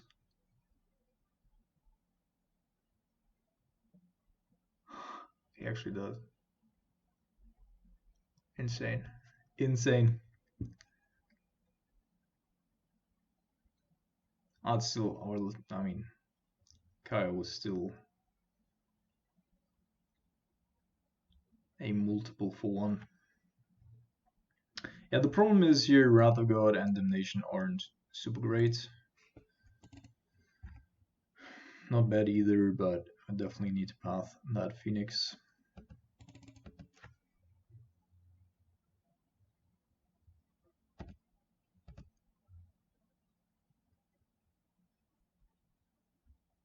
Unless perhaps we find a Kaya's Guile. And in that respect, go with an island here.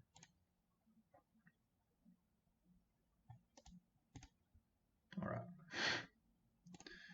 Lucky us.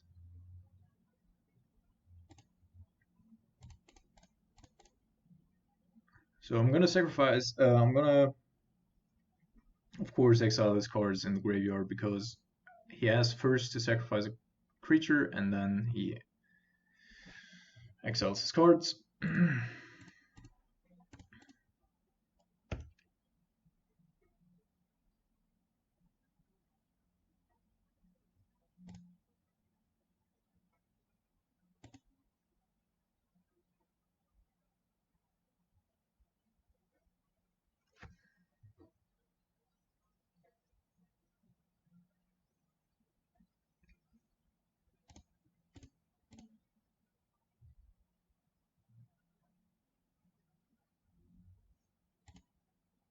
I guess the last card is probably a Bedlam Reveler.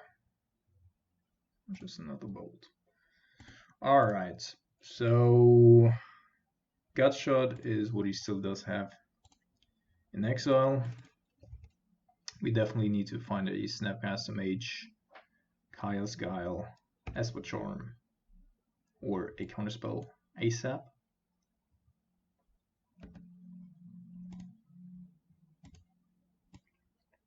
Creatures are not a big problem here right now. Sure.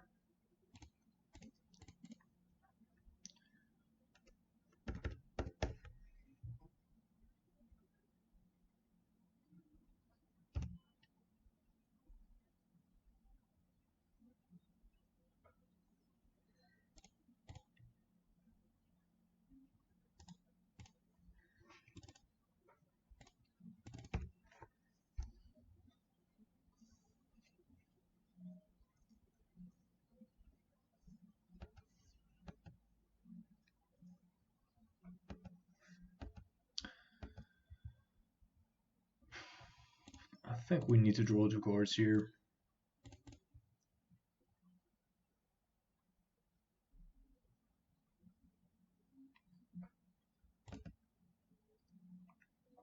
To hope and find counter spells, so that's pretty neat.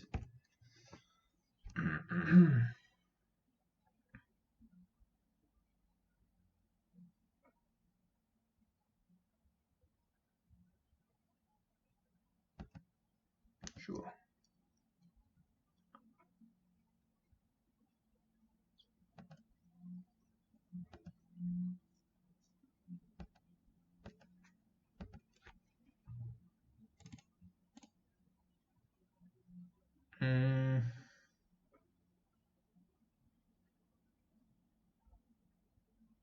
So it's either exile all cards from our opponent's graveyards, or create a a 1/1 white black spirit token and you gain full life. Both I'm actually fine with. But if he's also playing Bella Mervola, then probably this one's better. Although at some point we also need to just clock him a little bit.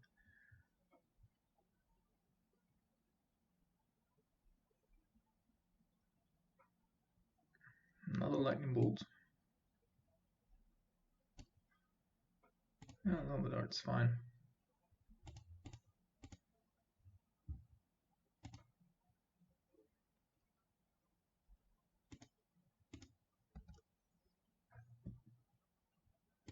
Alright.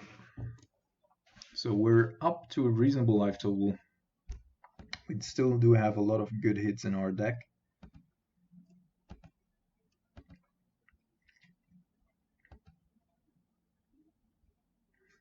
Kaya is also pretty alright. Though we don't have a creature right now in here.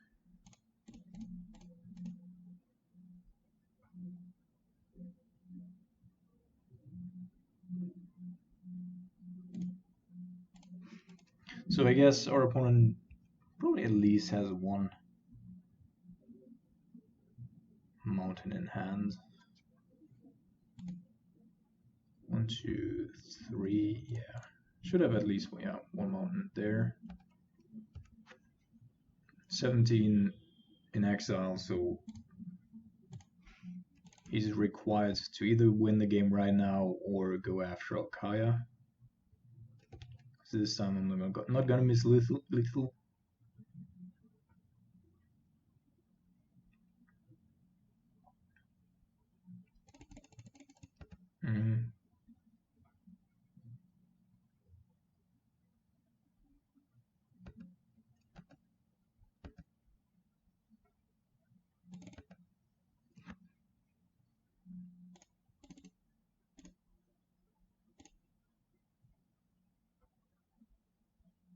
Sadly, we still do not have access to all of our stuff.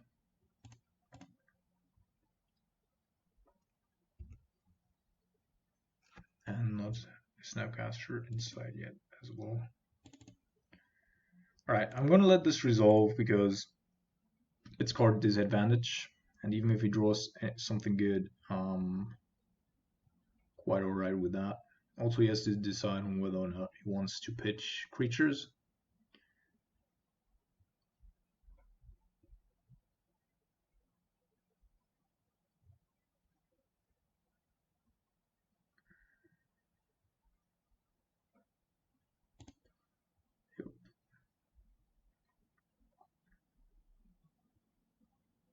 Oh, there's a lava dart.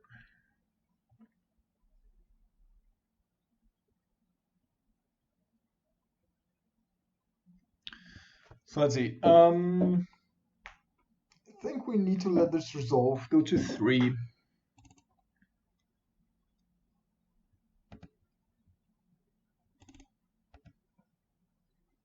Then Phoenix is gonna return. We're gonna go tap and draw.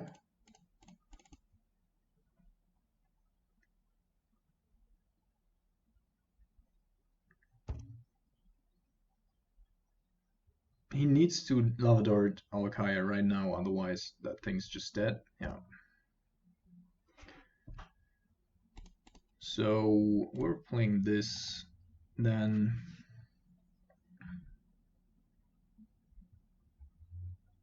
could be doing a couple of things, but I think the best here is just Damnation, and then go after Looting and Arclight Phoenix. With Counterspell up, we got a little bit of life. Still have lethal next turn, so that's pretty cool.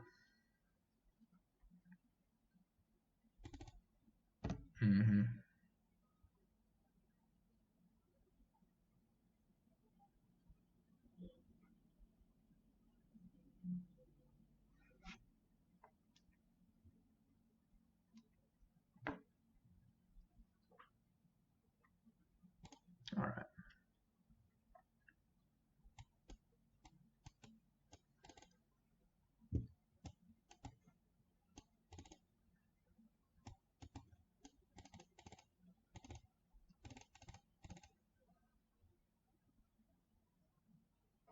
Could also be going with Force of Negation because of the Faithless Looting. But what will we be taking out here? Maybe potentially an Opt or land. Yeah, something like this. Flusterstorm actually isn't too bad in the matchup either, but our Path to Exile is just making that really difficult. Oh yeah, by the way, why I'm playing Flusterstorm again in the sideboard. I don't know if you've already seen Twiddlestorm combo. It's a pretty budget-friendly or janky deck. Combining Lotus Field, the one from 2020, with a lot of untap shenanigans, so that you actually generate mana just untapping your land, and it's very, very, very difficult to interact with that combo because the land has hexproof, so you can get rid of it either by Field of Ruin or whatever, and the rest of the deck is just 1 mana cantrips or even worse, cycling abilities. And therefore, the only way to stop it, and they, almost always combo off on 2 and 3. So the only way to stop it is actually having a Flusterstorm, slowing them down or whatever. And yeah.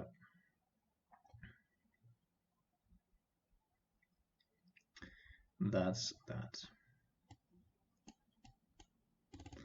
Alright, we got a Surgical, we got a Collective Brutality, and 3 Jaces. I think we're gonna keep that. Alright, Leyline. Sure.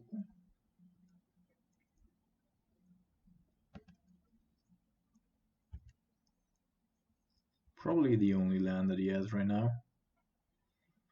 Kaya's Guile, certainly not bad. And I still don't mind having the Jaces. As I said, like, that's a good thing about Jace, and to a lesser degree also Search for Scanter. They're also just good cards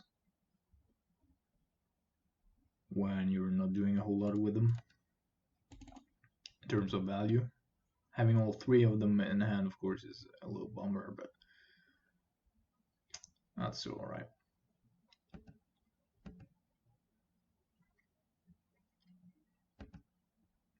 So we could be going after like the Faithless Looting here, because then he doesn't have any ways anymore to get to actually pitch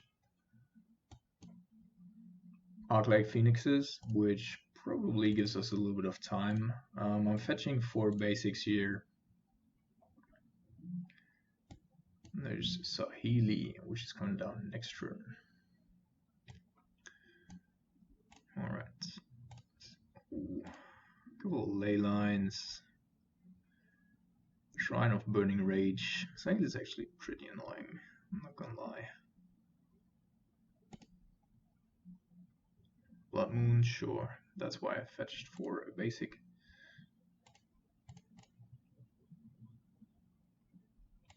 So I assume that our opponent is actually gonna bring down Sahili here. Therefore, we're just gonna go with the Jace. I really need to get a couple of things going here.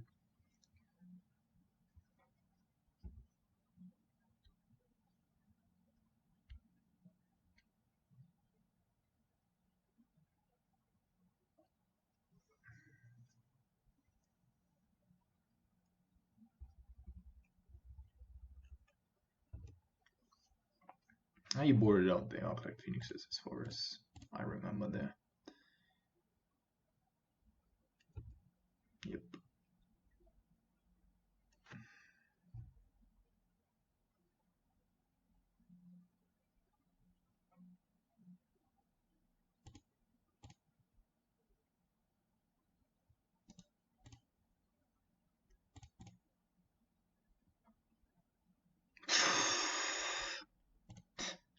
Classic. Alright. So we haven't drawn a land in I don't know how many turns.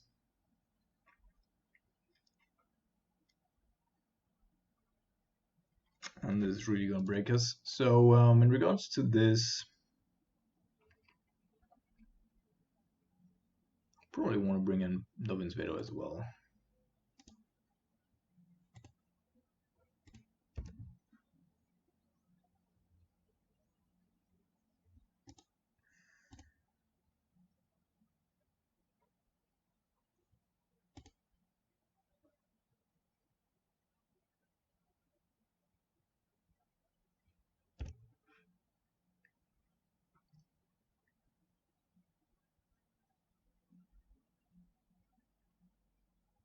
Oh man, it's horrible.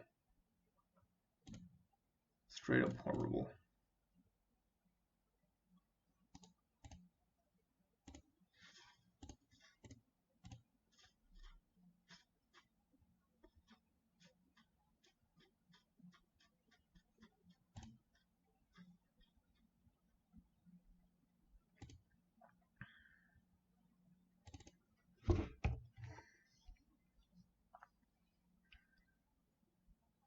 Yeah, we can't win this. This is GG. So we definitely need to stop Sahili, and that also means that we're probably bringing in Force Negation, both against Sahili and against... Oh no, we already have Force Negation, alright.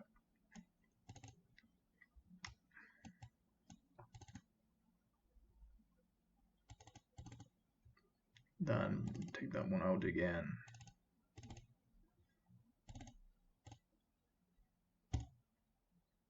Plague Engineer, just don't think it's good enough. Like, we just need to stop Sahili and Blood Moon and not go with this person.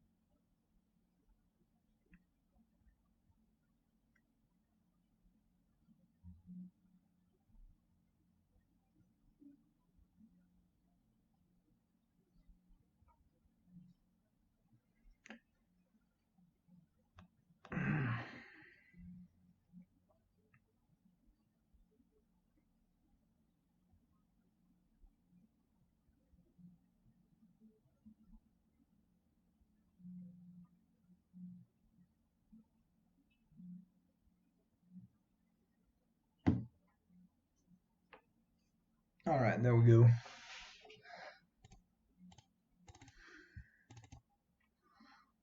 Phew.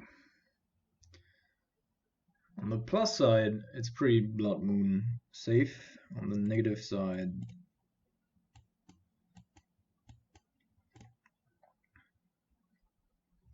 my goodness. Again in his opening hand. And don't fool me, Watsy.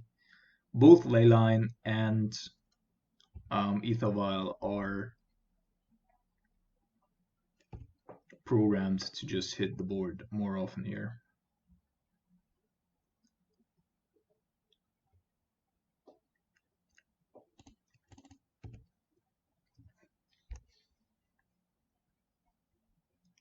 Esper Charm can get rid of Leyline though. And now he does have a couple of dead cards.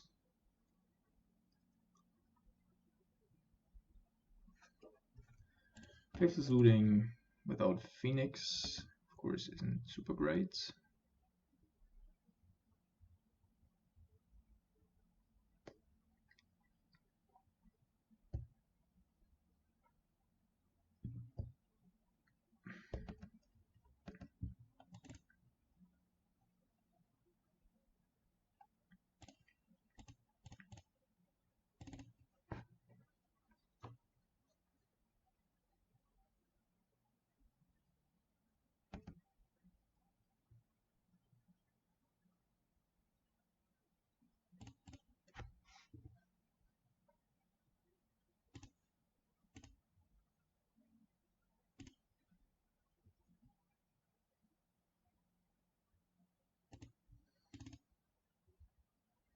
So we could be hit with the Blood Moon here. And therefore I think it's not yet Kaya's turn.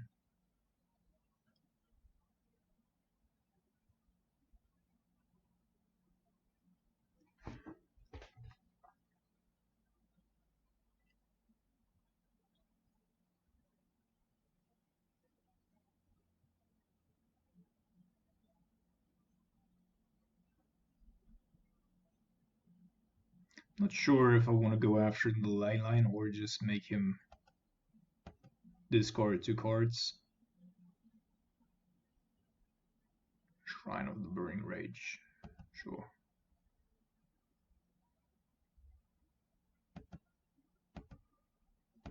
Alright, so we're making him discard 2 cards.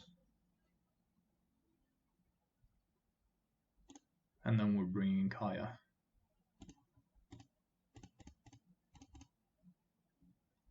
Certainly doesn't have, hopefully doesn't have 2 bolts in hand.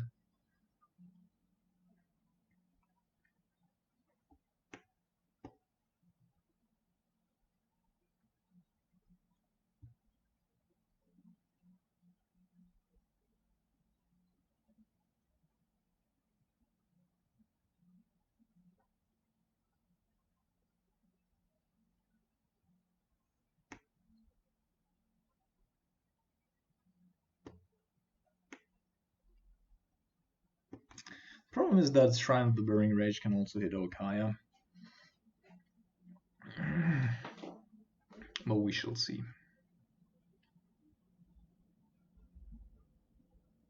Opponent's probably thinking about playing Lava Dart here to pump the Shrine.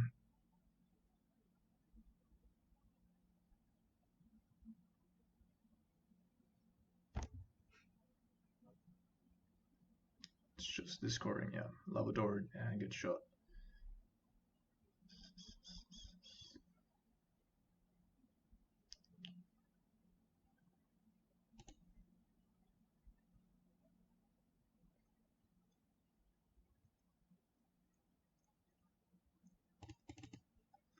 Yeah.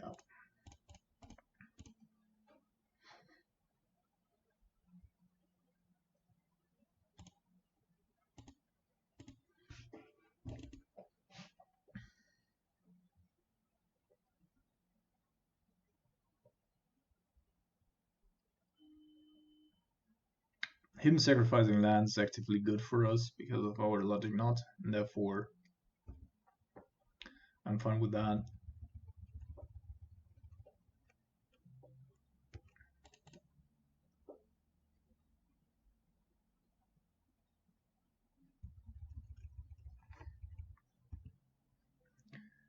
And Shrine of the Burning Rage, of course, also costs 3 to activate. He hopefully has another spell in hand. Of course he does. Sure.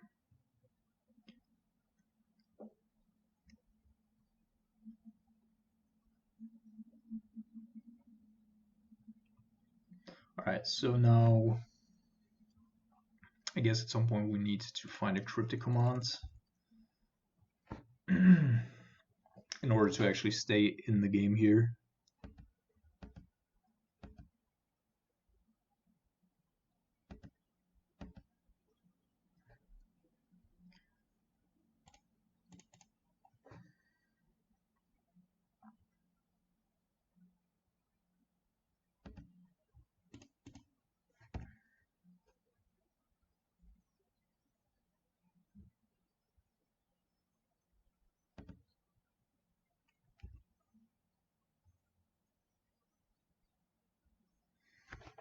Hmm.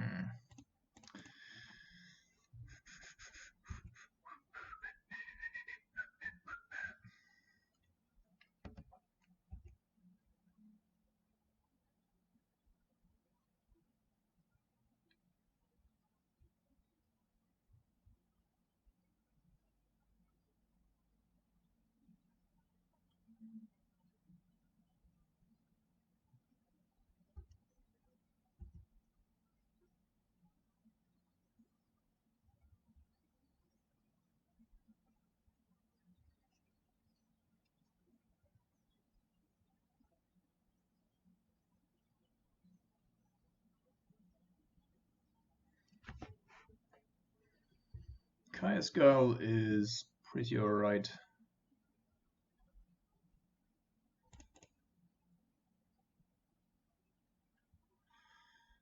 I'm actually inclined to get rid of the Logic Knot here, play Swamp,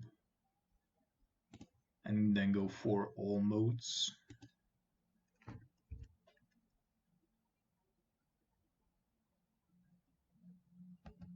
Probably at the end of turn even, because I suspect him having some sort of Kaya in there. Not Kaya, Saili.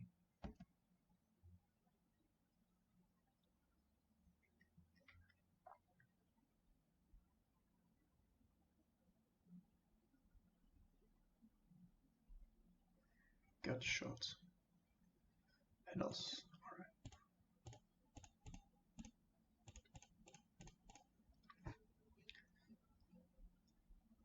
So we're up for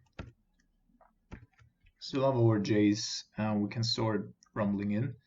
But we need to bounce that Shrine of the Burning blah blah at least once.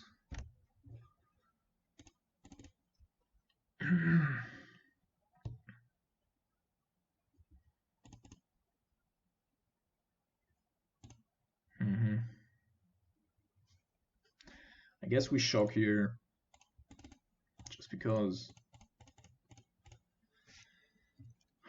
we kind of can.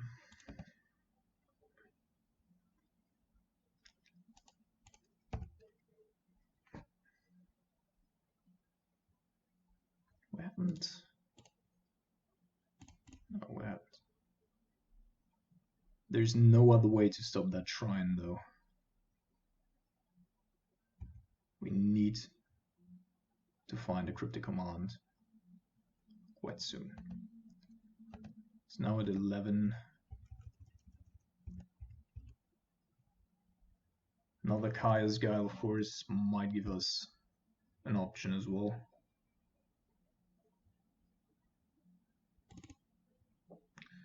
Kaya is also not too bad, not too shabby.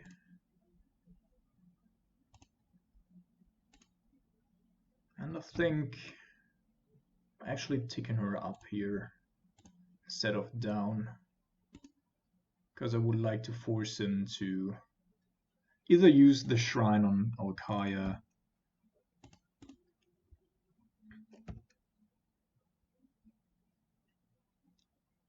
or go with the burn spell.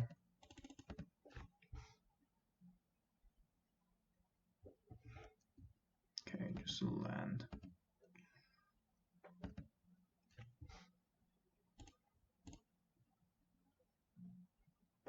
There's a cryptic. That's good.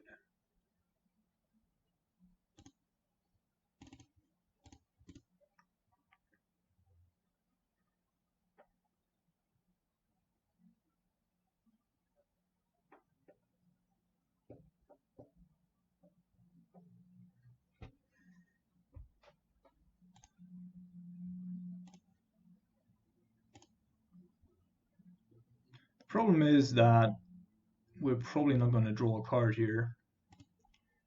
Let's see.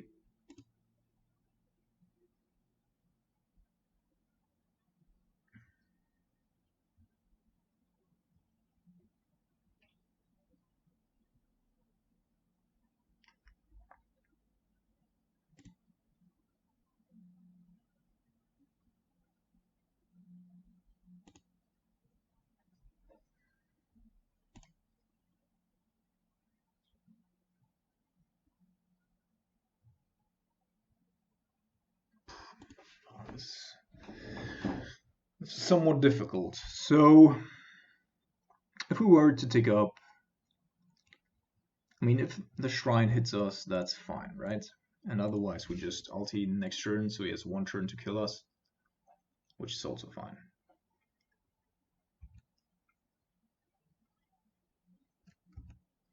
Because that's probably not going to happen, even if you...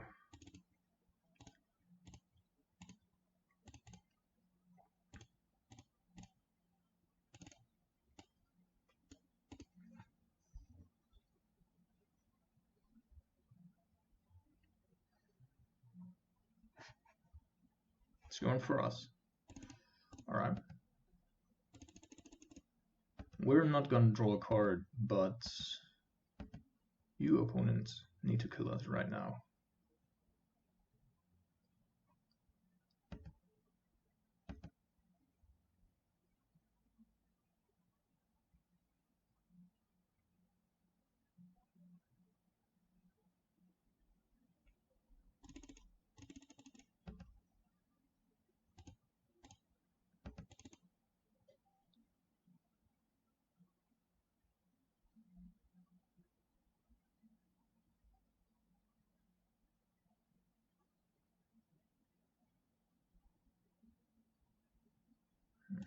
Actually hit something.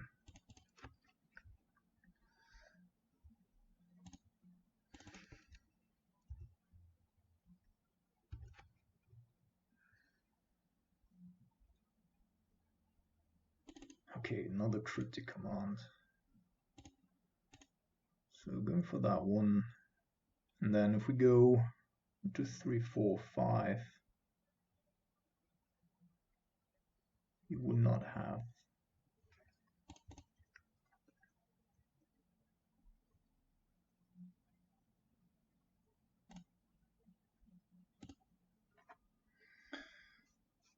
Cryptic up again.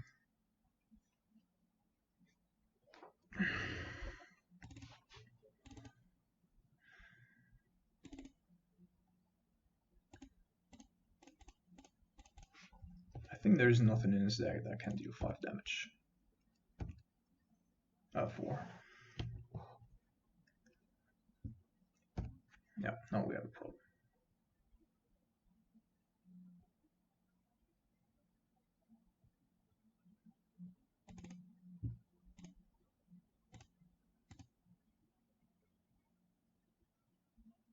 That's somewhat of a good safeguard, so I think we can actually activate it again.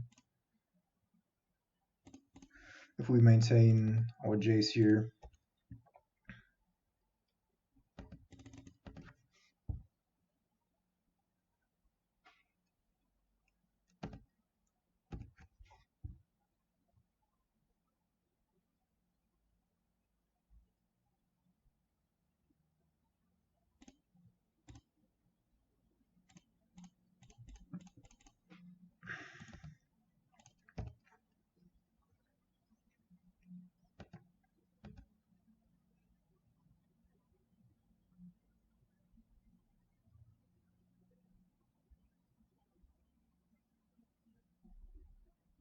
I think our opponent just gave up. Yep. All right. Pretty. I mean, it was a good league after all. Just the one game there against Vampires, it wasn't the best. Um, yeah, I think if you are having a very burn or aggressive meta that is relying a lot on their graveyard, I think this is where you want to be. The Nation and Rather God can certainly also be in the sideboard, and for that you could be playing something else. Cast Down we played last time, pretty good. This one probably needs to go, and then we have to adjust our sideboard a little. But overall, a pretty neat showing here. Hope you enjoyed it. And oh yeah, a quick announcement. No, I'll do it in the next video with Grixis Control. So enjoy the weekend. Look out for the next video, which I will be recording shortly. And see you around, guys.